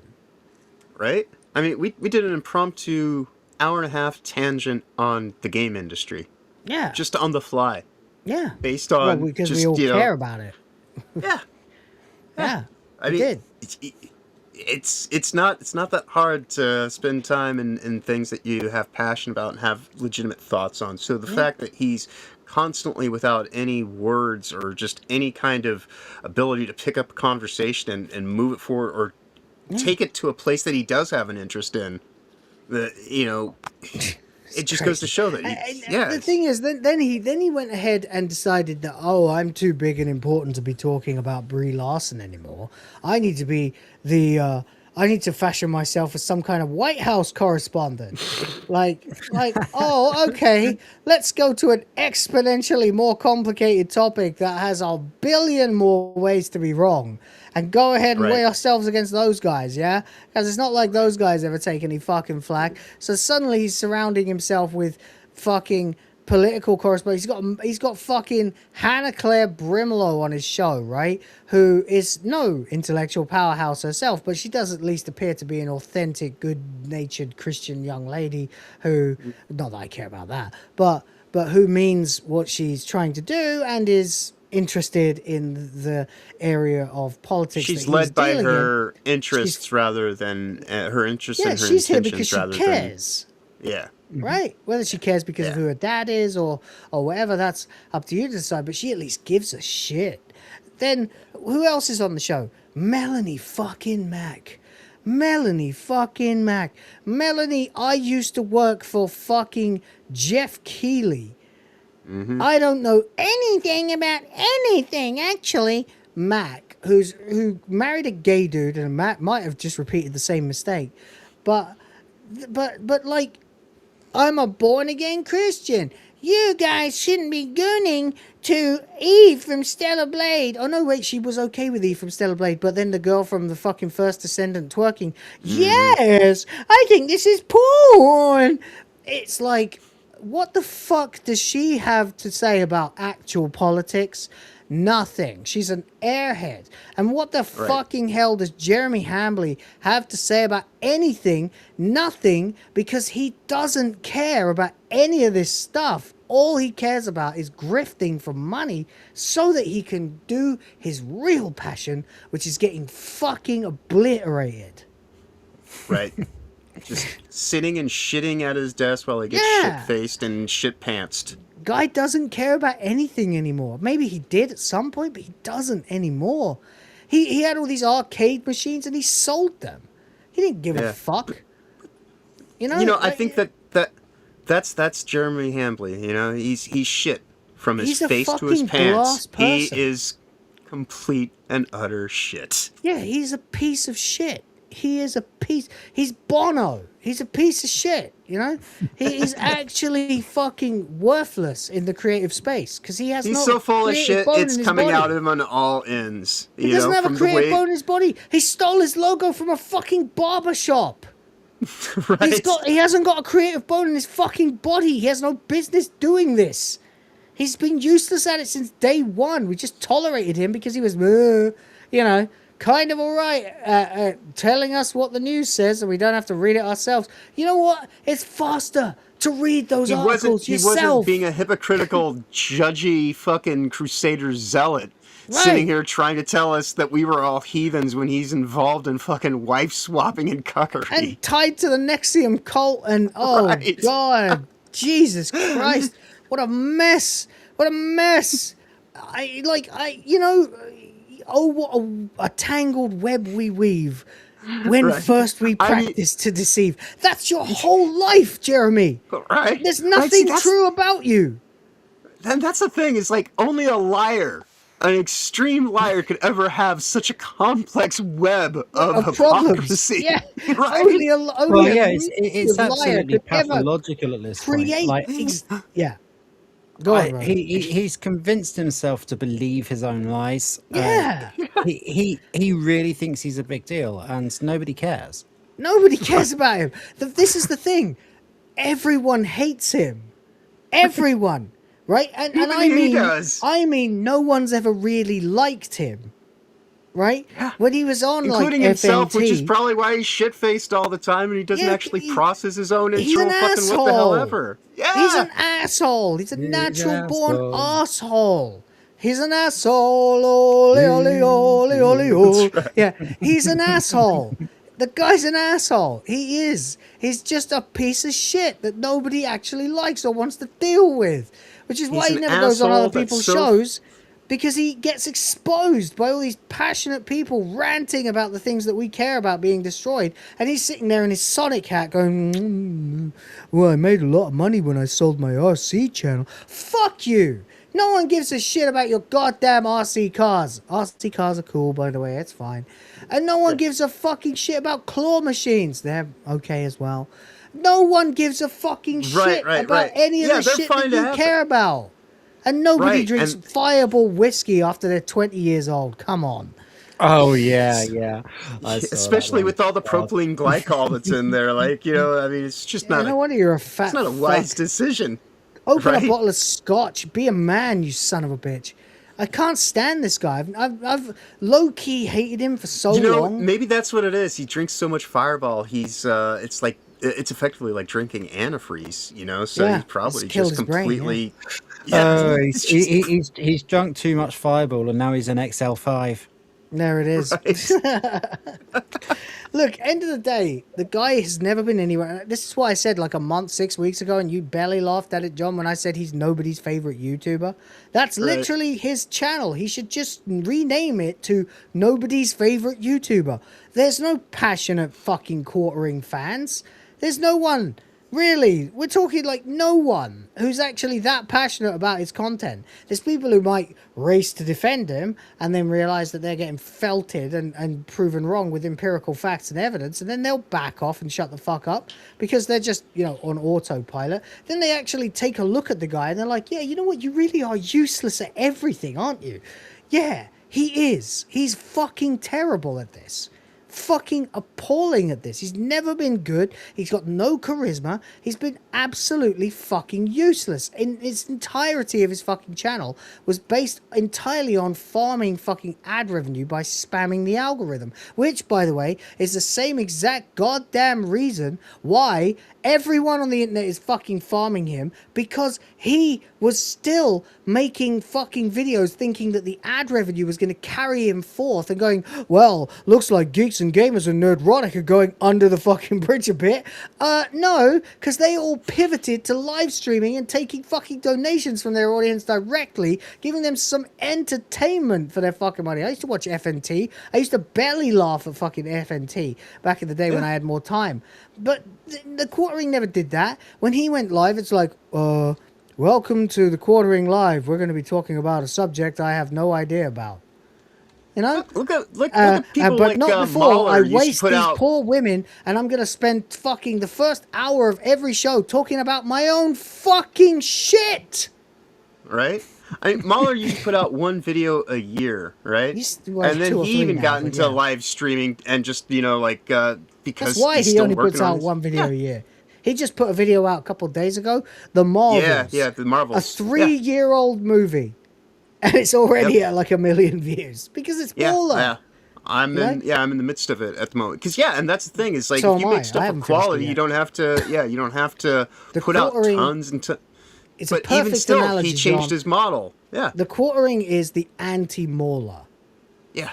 Is the exact binary opposite of your maulers out there. You got a guy who releases a fucking 17.5-hour video taking down Star Wars Outlaws, and I watched it.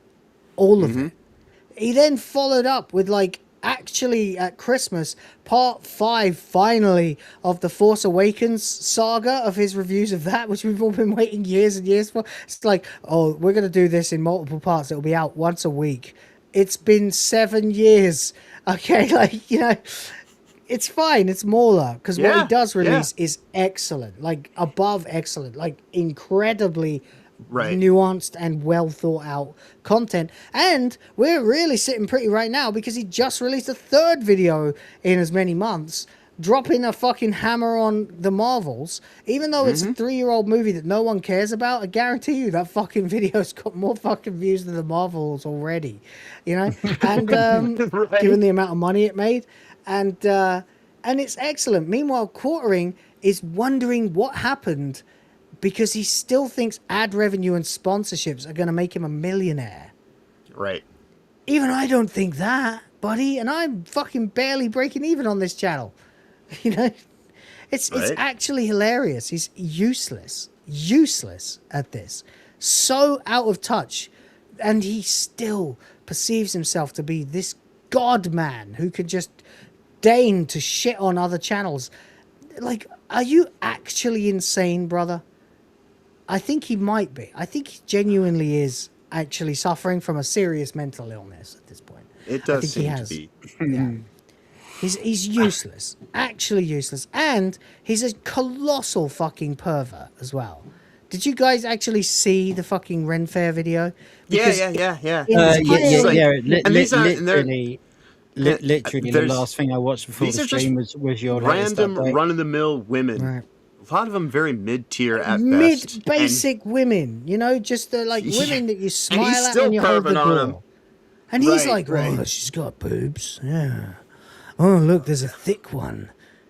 And it's it was lecherous. It's weird. It's just weird, why are you doing this? And it's if you're like this with just, just run-of-the-mill kind of just surface level, they're women, whatever. And he hates I can his only wife. imagine... Oh, God. Yeah, we've seen how he talked about the whole, I just want to be Gina's cuck, and she can just tell me about how she fucks all these other guys. And, Oh, yeah, but he's not doing it in a sad way. He's going, Right, yeah. With that leer on his face. It's like, Yeah, she's just yeah. telling me she's fucked all these other guys, and I'm there, and I'm always there, and I'm like, oh, Gina, how's it going? Did you fuck other guys? I'm an emotional tampon, and I'm happy for that. Yeah. Christ, man, put your teeth away. You're creepy. You should get back into acting, well. I used to be good. I I believe you. But I don't care anymore about shit like that, man. I'm ready to go do corporate work. I got kids. But yeah, like this shit is creepy as fuck. By the way, this is a public service announcement for everybody out there who may want to acquire clips of this video. For the time being, as of this moment when you're watching this video is still up on Odyssey, SEE.com, at Reardon Steele's channel. Okay, I'm going to zoom out a bit. You can find it over here, and it's called Ren Faire Asylum. Okay, go and acquire it while you can, because I guarantee you it's not going to be around forever. And here it is. So there you go. Just drop the link in the Discord. I'll drop the link in the fucking chat right now. Here you go. Boom. There we go. That works as well. We ain't got too much longer for this show, but we're going to go ahead and just dine out on the last few minutes of this shit, because it's fucking disturbing. And it starts around about 1:46, maybe a little earlier than that. Because that's what all of my streams invariably end up getting kind of real. Yeah, because you don't have a filter. You drunk. That's what I want. We got 400 people in here. We can make change. We can do awesome stuff. What kind of awesome stuff can you do, Jeremy? Eat a turkey leg, probably, because he's at the Ren Faire. Well, I don't know about you guys, but I'm awesome at sitting in the corner while another man fucks my wife. I feel like I'm here at the Renaissance Fair with all of you, which is... What the fuck? His wife is at the same event, by the way. She's at the start of the stream. She left with 2 dudes. Yeah, she left with 2 dudes, yeah. Pretty fucking crazy, you know? He went after Alyssa Clips. Yeah, I know. We covered it. Get another drink. I'm about halfway done with this one. I should probably get another one soon. But yeah, it's been about 15 minutes since you bought your last drink, Jeremy, so you should probably get another one. The perverting. Like, oh, I see. But like...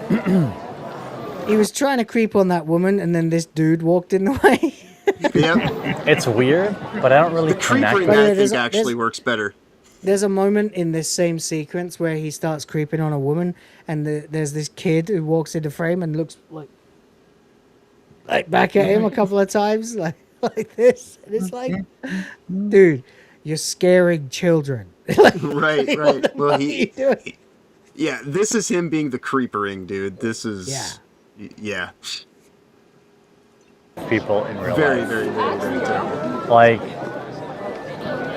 I don't... Like, even my wife, I don't really care. It's weird. What? Yep. This is that part of the video. It is pretty fucking crazy. I don't...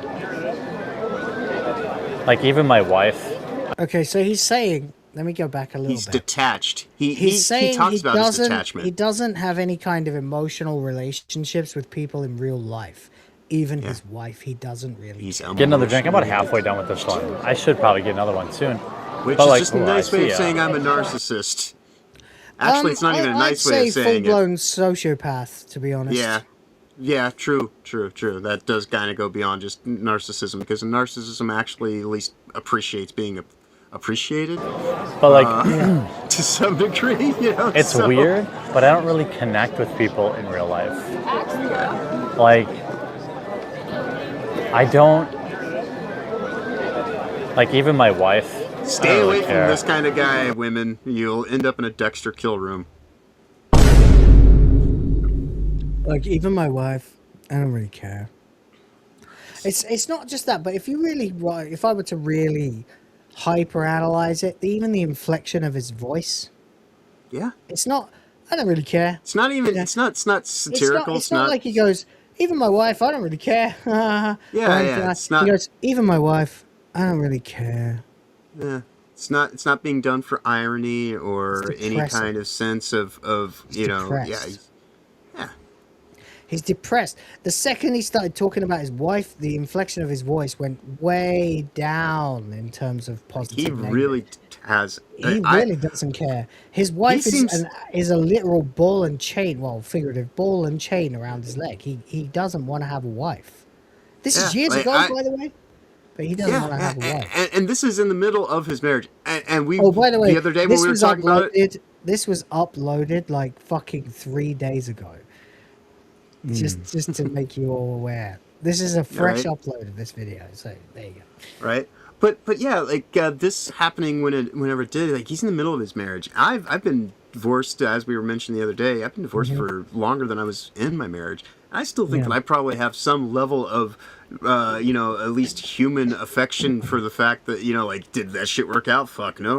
But it's like I think that I probably have more affection for my ex-wife than this guy does his current wife. I believe you, yeah. We all talked a little bit about our failed relationships yesterday, Sunday, rather.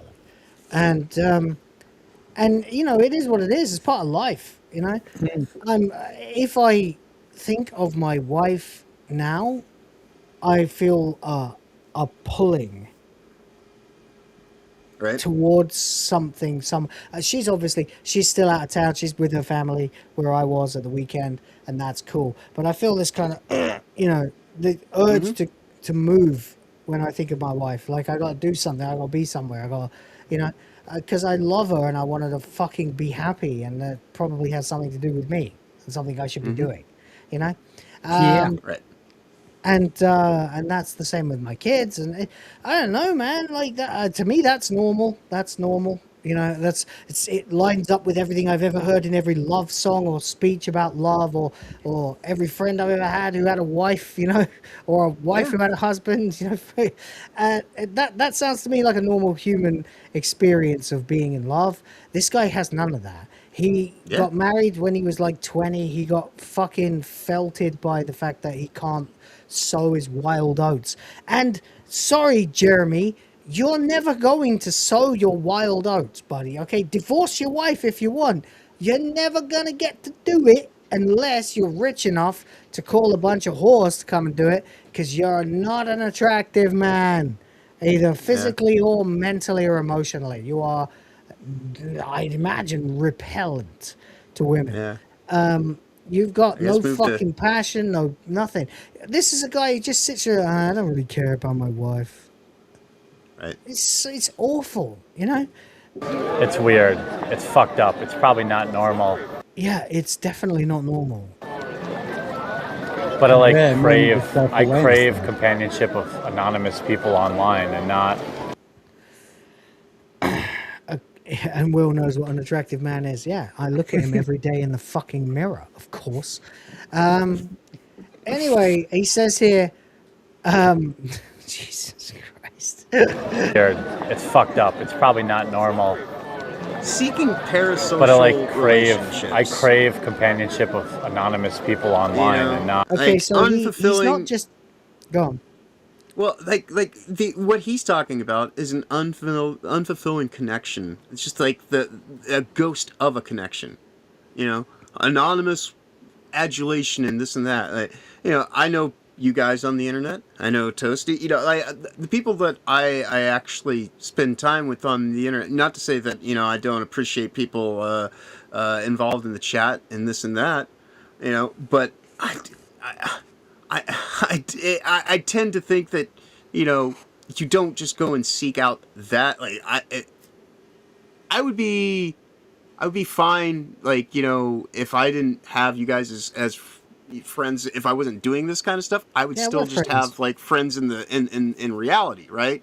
But that's things like I'm not seeking after just any kind of just blind level of whatever. He's a weird. I don't get. He's a weird cat. He didn't just say attention. He said companionship from anonymous people. Right. online. And that's Now, a weird way take to the frame that online shit. off the end of that. Take the online off the end of that, because that doesn't really matter. He's seeking, quote unquote, seeking Frivolous relationships. companionship from anonymous. Seeking companionship anonymous. Right. That's weird.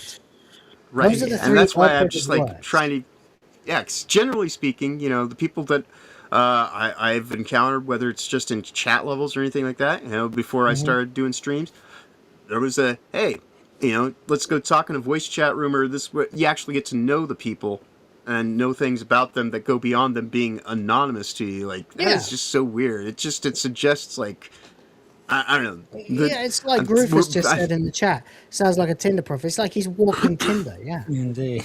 That's what he wants. Yeah. He wants companionship with strangers. Right. Because he just wants and the casual reason- connections. Yeah, and I actually, and I'm sure you guys can also remember what it was like when that was what you wanted.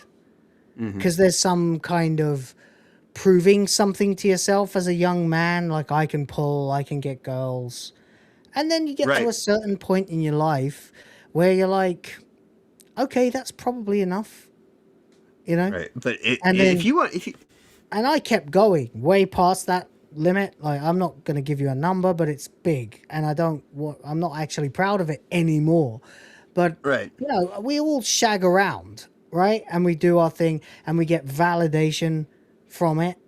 And he still wants that. At 43 years old, when he's been married to the same woman for 20 years, couldn't he have at least given her a baby so she'd have something else to do?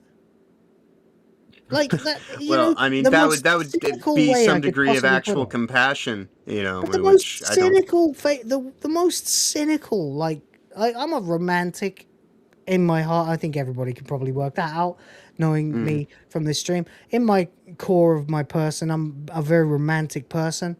I enjoy the full enrichment of every experience as much as I can get of it. This guy is the antithesis of that. He just doesn't feel anything from this shit.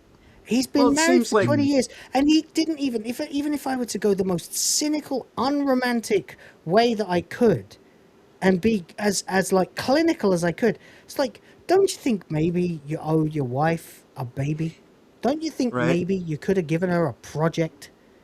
You know, Yeah, well, and he put sounds a baby in her and given her something to do with her life. And he, Wouldn't that and be with what at he's least as a favor to the woman who lives with you and tolerates you? Could you know, if I just purely mechanically speaking here, don't you think you could have just shot a baby into your wife, you know, given her a kid, and then maybe there'd be something to live for beyond yourself, Jeremy? But even if you chose not to do that, at least she'd have something. Well, the crazy thing is the picture that he's painting himself is of basically trying to be one of these guys who tries to utilize a power dynamic of, oh, I've got some level of notoriety, I've got this, I got that. Like, you know, because I mean, if he's seeking casual connections that are anonymous, this is like, hey, send me a picture of your tits, you know, send me nudes, you know, this is It's exactly a power that. You're right. Yeah. Yeah. By the way, Buttshine, yeah, I know. I caught that when he said that to Adam Sellers as well. Yeah. Oh God, no. Come and introduce your wife to my German Shepherds. Whoa, buddy! I know, yeah. By the way, guys, fill up the limit. It matters. And also, if you do, Toasty will stream herself playing fucking Portal for the first time. tomorrow. Yeah. Crazy shit. But there we go. By the way, we're at like 27%, 29% maybe. And help. We'd like to hit the limit. That would be really cool. We're about $70 short. But there you go. Anyway, that's not the point. The point is, this is like a level of like sociopathy that I can't comprehend. I cannot comprehend it. And like I try to by saying what I say there, like, couldn't you have just given your wife a baby so that she'd have something to do, you know? Like, even if you can't feel anything or get Yeah, even attached to Dexter anything. did that in his you know, and there's a sociopath. I mean, a fictional character, but even a fictional character is still a better man than Written he by is. someone who presumably isn't a psychopath. Yeah, but like quartering, like wait, like your wife's 43 now.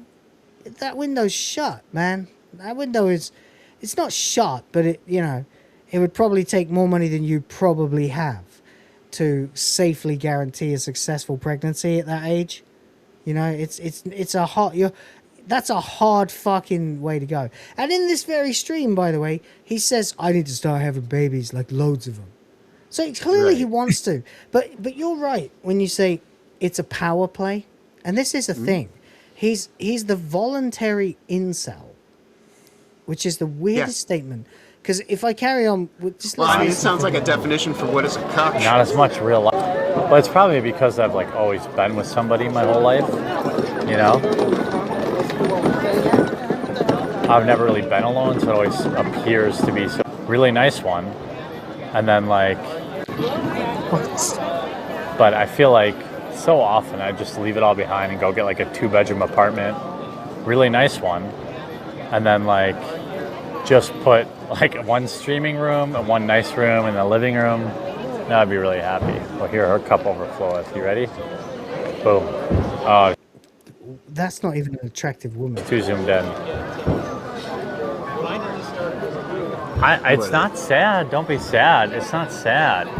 No. You are sad. Yeah, it This is. is sad. Yeah. No. I'm not depressed. I'm happy. So no. No one's saying that. No one's saying that you feel sad. We're saying you are sad. You are sad. Knowing yourself, knowing what makes you happy is like, you know what I mean? Jeremy's craving the incel life. No, I love the pussy. I want to have mad pussy. But for some reason, I just want to get it, and then I want to be alone. Nobody talks I need to be that. like independently wealthy so I can just hire ultra high-end call girls. 1, 2 power So, plays. we have arrived at voluntary, involuntary celibacy. The Fuckery. ultra rare vol incel. Okay, because the in part of incel stands for involuntary, right? Involuntarily celibate. Yep. Yeah, I think we've hit on Incel QIA+. We're in the meta which is why now. I don't know where which we're is at why now. I It's through just the looking this glass. sounds like being a cuck with advanced steps. This Yeah. is, right? Like, Yeah. what kind of man who is married, right? And is married, volunteers to be an incel. So again, I have to, because I've done a stream about it already. I've done a video about it, and this is now another stream I'm talking about. I still can't wrap my mind around it. Why a man would volunteer to be involuntarily celibate, because that's what he's choosing. He's choosing to be a fat fuck, an unattractive fat bum who calls, because he doesn't believe he can get girls, because his immediate MO is, I'll just call high class call girls. Right? So he doesn't believe that he has anything to offer in the fucking sexual marketplace. Right? And he most likely doesn't. So he is, by the definition, curse you, Hambly, I didn't believe they really existed, an incel by choice. Yeah. While He sounds married. like. Yeah. He sounds like the kind of guy. I can't figure it out. Sorry, John. Go ahead. Well, when it's like when people talk about passport bros. This is the guy. This is the guy. Because I met lots of passport bros, right? I've met plenty of guys. I know, but when people who talk just about a passport bro, what they're talking, there's a difference between somebody who moves somewhere and so for like sex. Yeah. Right. So yeah, like that's what To I be mean. honest, Like, he's I kind actually of a reject the definition of entire what. term. Because if I meet a guy about my age who's here and he's single and he's made some money and he's not got anything else going on and he's here and he's open to dating and stuff, I'm like, good for you. Right. But that's what I'm saying though is jealous fucks call that passport broism. right. You know? But that's the thing that he would want to aspire to be, is something that someone would call a passport bro. Yeah. You know, I mean, effectively. I was a passport bro before the term existed. You know, I was here That's right. in 2017. You did that to the point that you graduated and had a family. Oh, dude! I mean, I could teach passport, bro. Right. I don't wanna. Right. You know, you graduate. Eventually, the idea is that you do graduate and you meet someone that you actually like and you want to be with. You know, and then you make babies and you stay with them. But forever. you think that he would be out of this, but he's in a phase of arrested development and never really even was on about anything. He's stuck. He is. He's spinning. He's in arrested development. And he's missed his fucking off-ramp multiple times by choice. He's got a wife, and she's not a bad-looking lady. Like, she's got a nice face, pleasant enough for a white woman. Don't know, my standards have been ruined by Asians. But you know, she looks all right. She doesn't look too much like a giant bird like most white women do. But you know, and she's got curves. She's in shape at 43 years old. This is a chick that should have had a baby. This is a chick that any other man would have gone, oh, hell yeah, I'll put a baby in her. And this guy is walking around multiple times during this very show saying, I'd put a baby in her belly. I'd put a baby in her belly. He says that so very often. And yet he's never given his wife in a marriage, what, 20 close to 20 years? It's got to be 20 years, yeah. So creepy and disturbed. I mean, like, I know, like, a lot of the time we rip on other people like DSP, but, like, at least... At least DSP punched his own weight class, you know? Yeah. You know? The ham sandwich fucking found himself a beautiful young lady who wanted to be with him, and who, whether they were God botherers or not, until recently, had the goodliness to stay with him, right? And yet he has no interest in that at all. So I don't know how long they've been open. I can imagine it's a while. Yeah, that's the only thing that makes sense, because you know, when I was at the point of knowing that.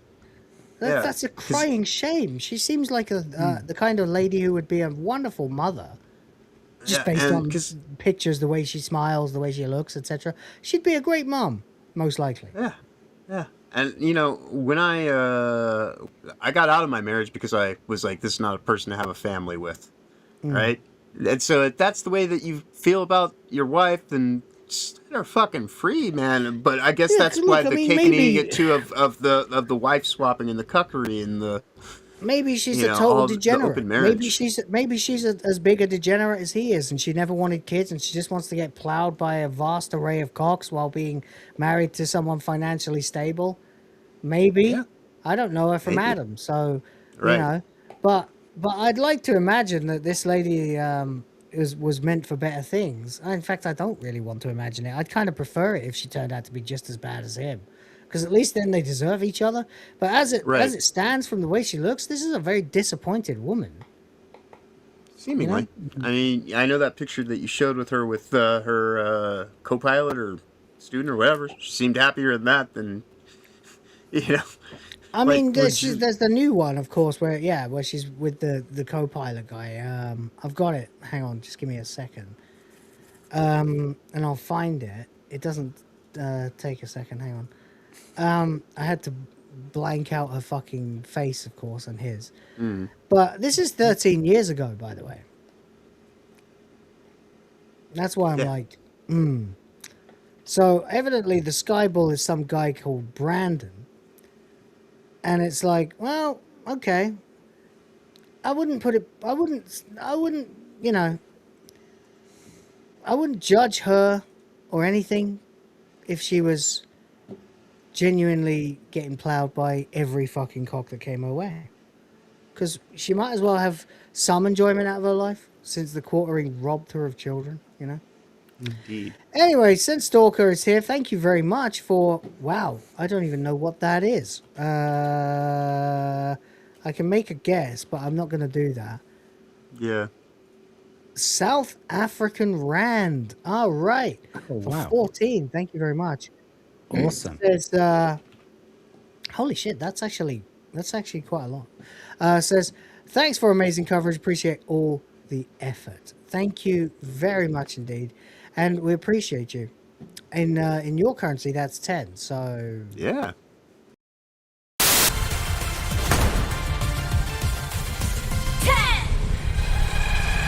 Drop it.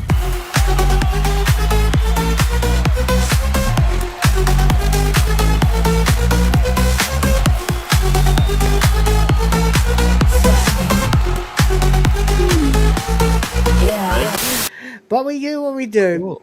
Anyway, thank you anyway. Appreciate you for that. And says, thanks for amazing coverage. Appreciate all the effort.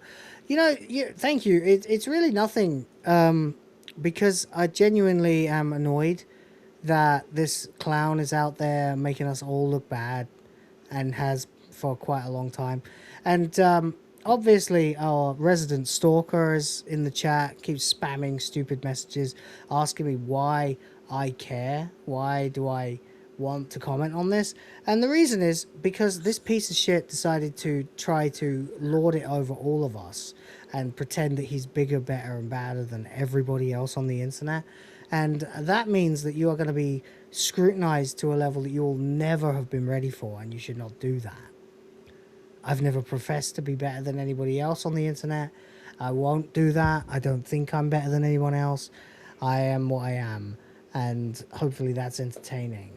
And if people don't like it, well, they're free to walk away. And if they do, then they're free to stay. I'll never try to act like I'm bigger and better than anyone else. Even when I've had money, I still dress the same. I still do what I do. Just exactly the same. The quartering, on the other hand, is a pretentious phony. A poser, a fraud, as someone who delights in defrauding his audience too. You know, constantly acting like he's the moral fucking arbiter of the internet while being one of the biggest degenerates we've ever heard of. It's absurd. So that's why.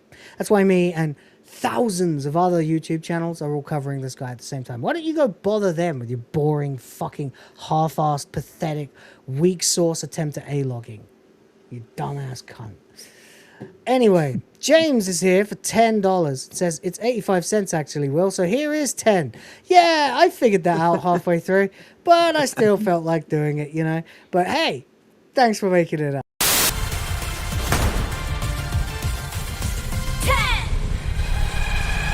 Drop it.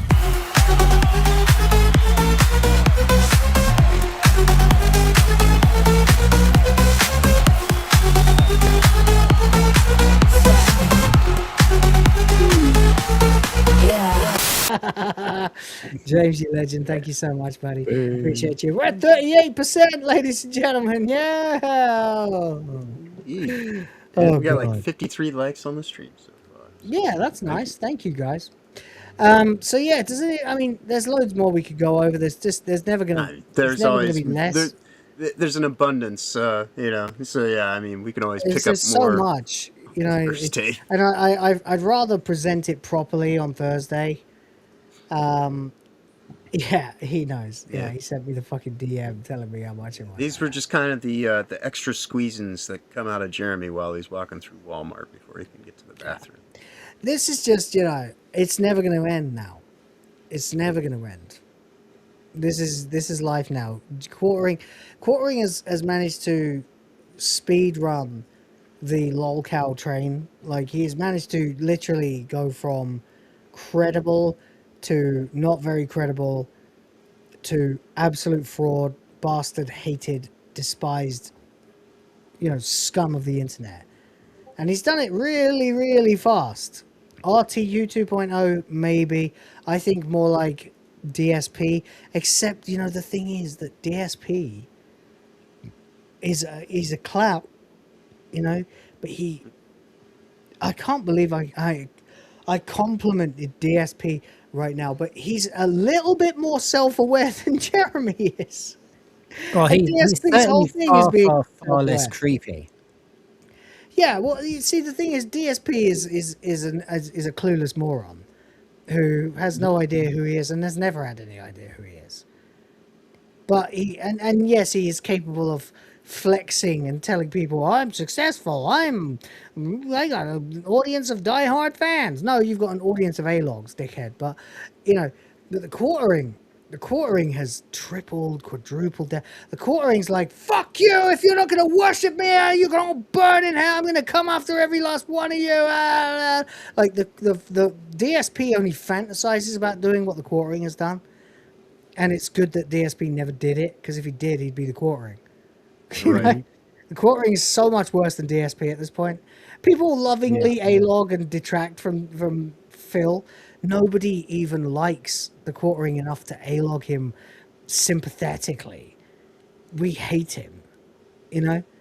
He's despised on the internet and probably will be forever. More than Jarbo, more than RTU, and more than DSP. Phil's harmless, he's just kind of like, Phil actually kind of makes you at least feel. Phil is that guy. DSP is that guy. Nobody wants to be that guy, but you know who he is. Nobody wants to be DSP, but even DSP doesn't want to be the quartering.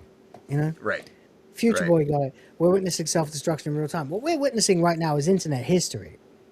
Mm-hmm. It is. It's YouTube history. We're watching the mother of all meltdowns, like bigger than anyone ever. No one has gone on this crazy a crash out for this long. Not even if you can make DSP, not look Java. good, then you've got some problems. Say that again. Sorry. So, sorry. If you make DSP look good, you've got some problems. Right. Even DSP is teeing off on the quartering because he knows where his bread is buttered. Now, of course, the quartering would do the same fucking thing if it was someone bigger than him, but that's the way the cookie crumbles. The quartering has shown that he is the bad ending incarnate of being a YouTuber, where you get to a certain level and you become, in your own mind, an untouchable god being that can do anything he wants and get away with it. And he's being brought down to earth so fucking fast. It's like it was PPP on the most recent keynote said it's whale fall. Okay, so when a whale dies, of natural causes, and it falls and sinks to the bottom, every fucking creature takes a bite out of it on the way down. Every organism gets a piece of that meat as it falls. That's what's happening to the quartering right now. Nobody's ever liked the quartering. Nobody's ever really liked the quartering. We were just like, yeah, this guy's okay.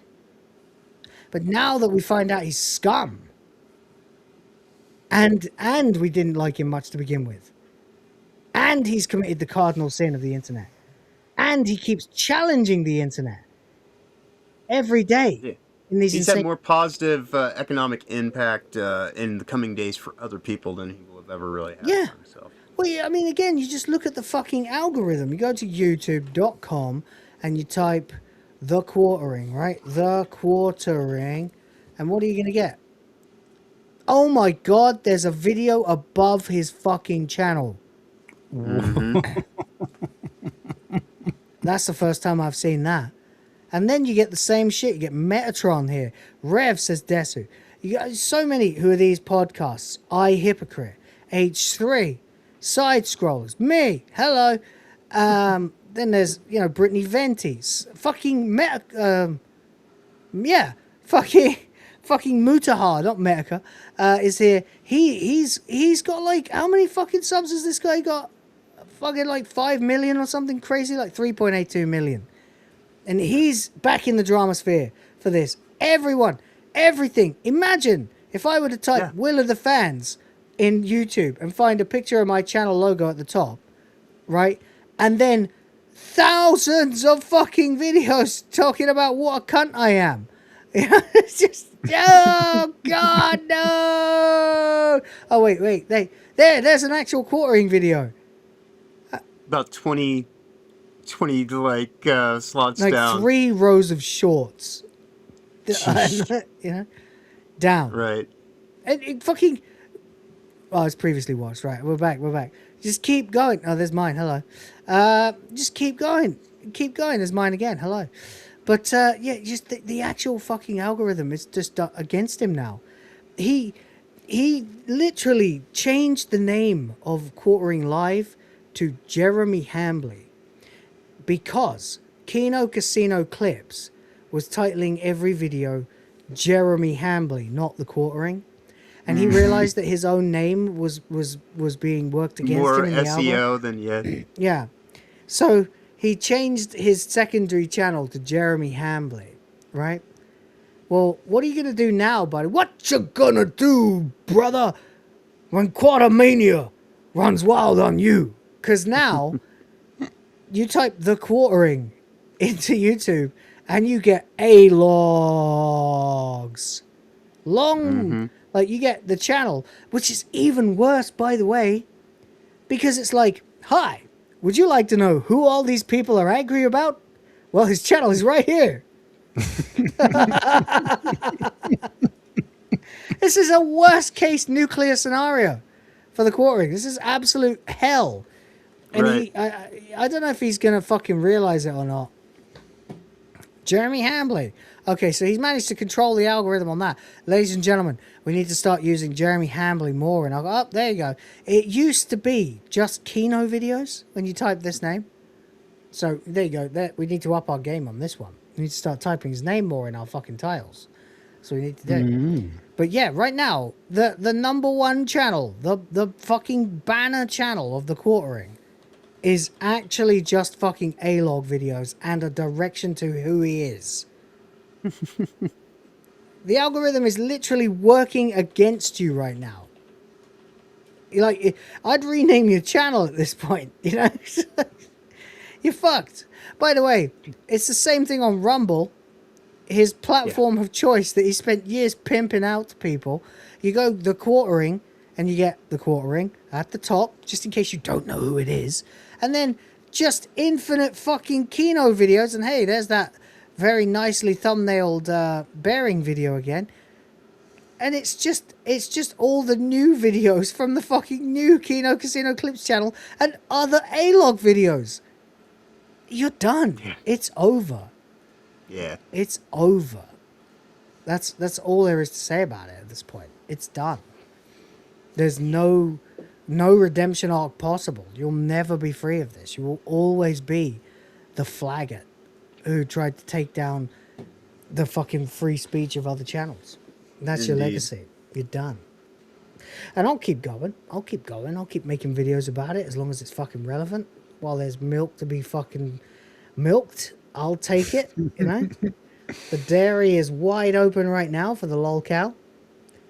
And I feel no sympathy to him whatsoever. If he hadn't been such an asshole about it and tried to fake his fucking harassment campaign and acted like a total fucking SJW, to use your own outdated terminology there, Jer, he'd be in a much better position, but he can't stop. Go on, John. Well, I was gonna say, like, there's so much milk. This is a full-on creamery. It's a dairy. You know, like we got cheese here. We got butter. We got sour cream.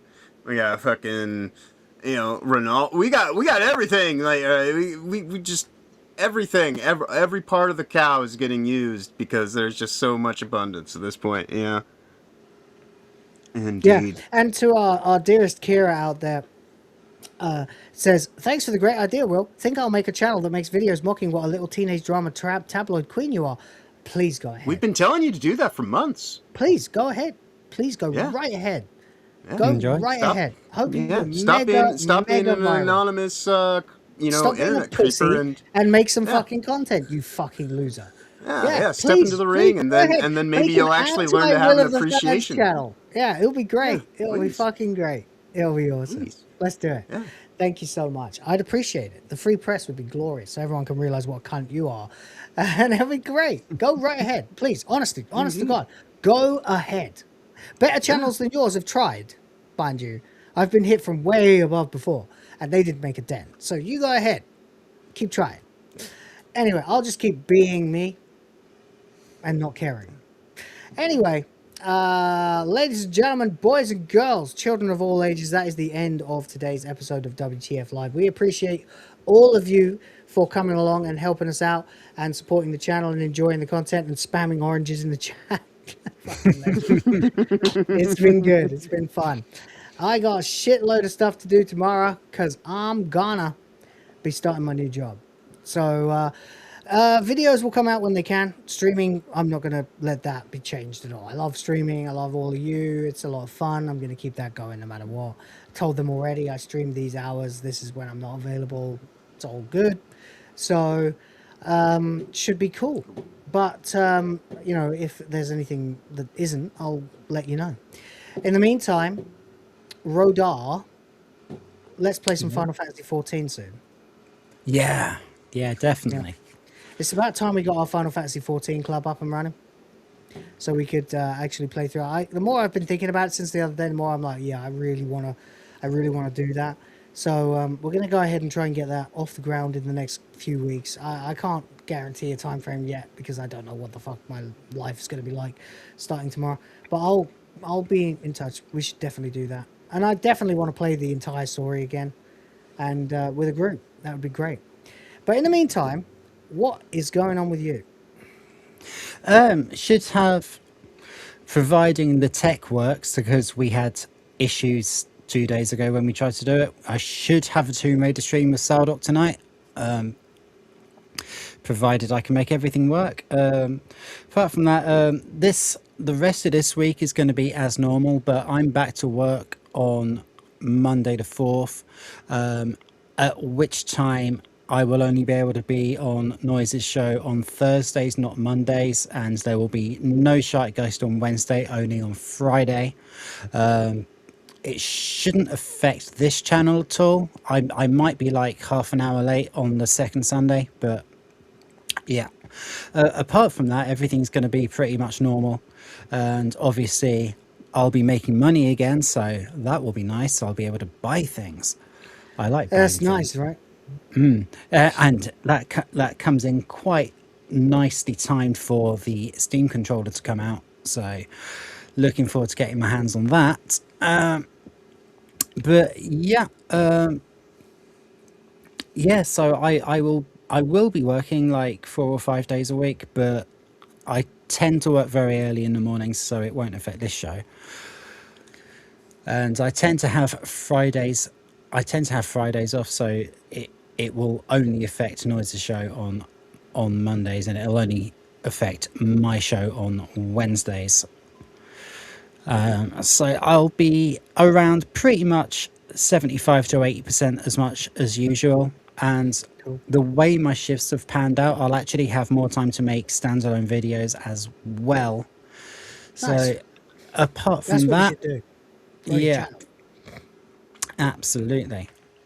Apart from that, thanks to everyone who's come to watch us today, and thanks to you guys for having me. It's been a blast, and if you can't be good, be careful. I will see you next time. Lovely. John. Indeed. Of course, 11 a.m. Eastern, Sundays, Tuesdays, Thursdays. You can always find me around here with Will and Rhoda. And then I also stream at that time on the weekends for Honey Badger Arcade, doing the weekend culture.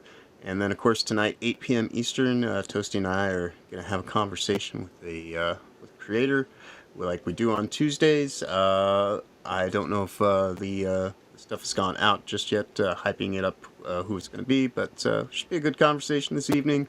And of course, I'm always there with Toasty throughout the week, Sundays, Tuesdays, Thursdays, and Fridays at that time. And of course, do want to thank everybody who takes time out of their day to hang out with us. Whether it's morning, midday, or the evening, we appreciate everybody for your likes, shares, follows, activity in the chat. Even to our dearest Kira. Yes, please become a content creator and learn to love the thing. Learn that how you the hate. algorithm doesn't like you. Make a channel about A-logging a small channel. I fucking dare you. That'd be But quite grand to see. take your time though. There's no point in rushing it. Yeah, But don't rush it. indeed. Please But, go ahead. Put your voice on the fucking internet. Yeah, Go ahead. I highly encourage you. Or I use think, an AI voice if you're a chicken shit. Go right ahead. but, Make an anti-Will of the Fans video and find out just how Yeah. little the internet gives a shit. Yeah, but I do think that it would be a better use of your time to be as creative as you want to be, even if you think that it's by taking the piss out of us. By all means, go for it. And I do sincerely mean that, because, thank you, everybody, for all your interest in this, however it manifests. We do appreciate it. Of course, beyond that, y'all have a wonderful week going forward. Safe travels ahead. Be awesome as always. Love it. Beautiful. Yes, go ahead. Please go ahead. Make an A-log channel of Will of the Fans. That's not... it sounds like a really fucking trendy niche, yeah. I'm sure you'll go viral all the time, yeah. You fucking moron. All right, anyway, ladies and gentlemen who have actually come here to enjoy the show and appreciate what we put out for you guys, I appreciate you. Thank you so much. It's glorious, and you're all awesome.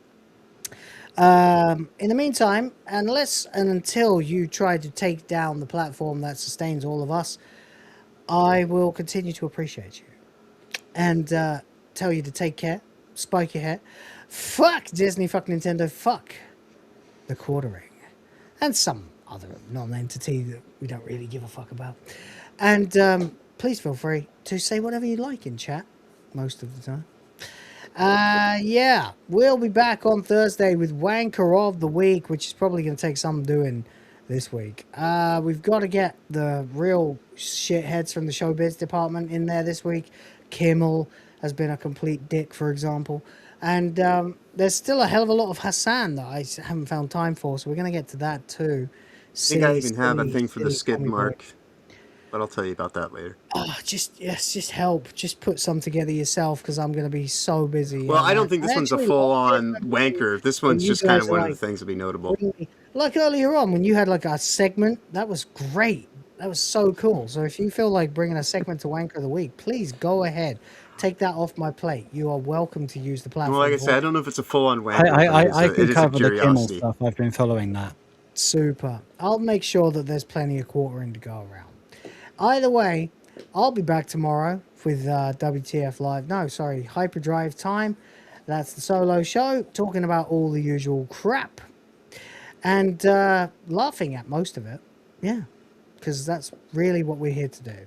Laugh at the obscenity, laugh at the absurdity, laugh at the A-logs. Just fuck it. Laugh. Right. Life is too short. In the meantime, question everything. Respect the fans. Check out the Discord. The link is below. Shout outs to Justin, Sardoc, James, Richlow, Sinstalker, and James. Thank you all very, very much. Appreciate you. Shame we didn't hit the limit again today, but well, you know, gotta do what you gotta do, I guess. And some of the bigger donors have disappeared, so it is what it is. In the meantime, then, like I said, the boys of the fans will be... Oh, by the way, massive shout out to the Patreon supporters. You can go ahead and join us at the Patreon in the description. Couple bucks a month. I'm very happy if someone wants to do that. Anyway, like I said, boys of the fans, back on Thursday. We will see you next time. In the meantime, fuck it, let's play the Hambly song. Tatty bye.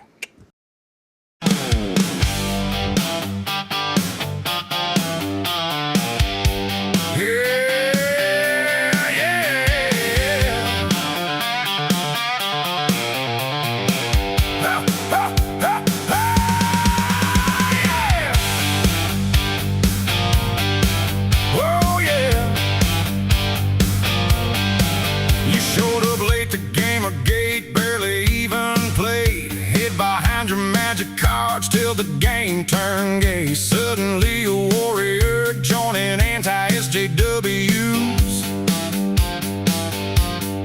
Spamming slop, regurgitating other people's news.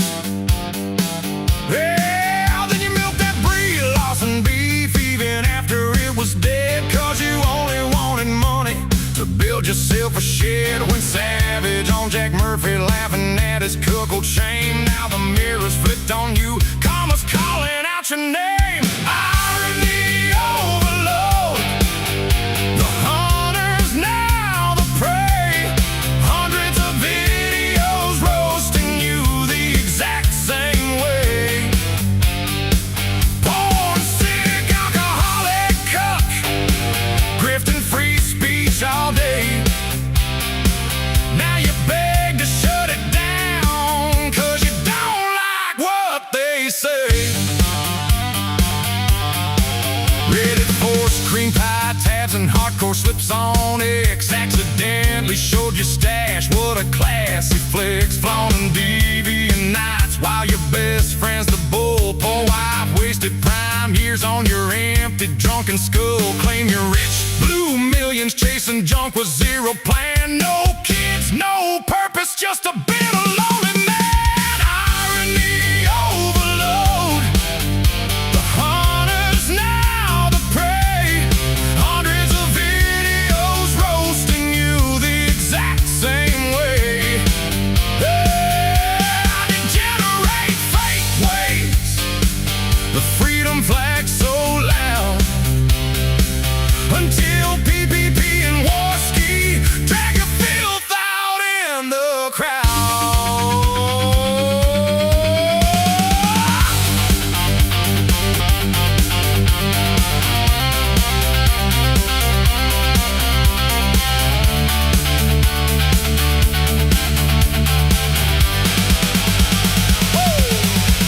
You mocked her tiny tits when Melanie wouldn't ride, posing as a Christian saint and never got inside. Now the house is turning tables, exposing every lie, and you scramble to cancel them hypocrites. Say goodbye. Overload. Porn, sick, alcoholic wreck.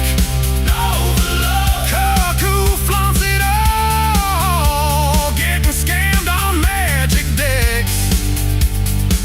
You did exactly this too when you had the higher ground. Now you wanna take their voice, 'cause the grift is turned around. Fake warrior, late to the fight, cuck supreme.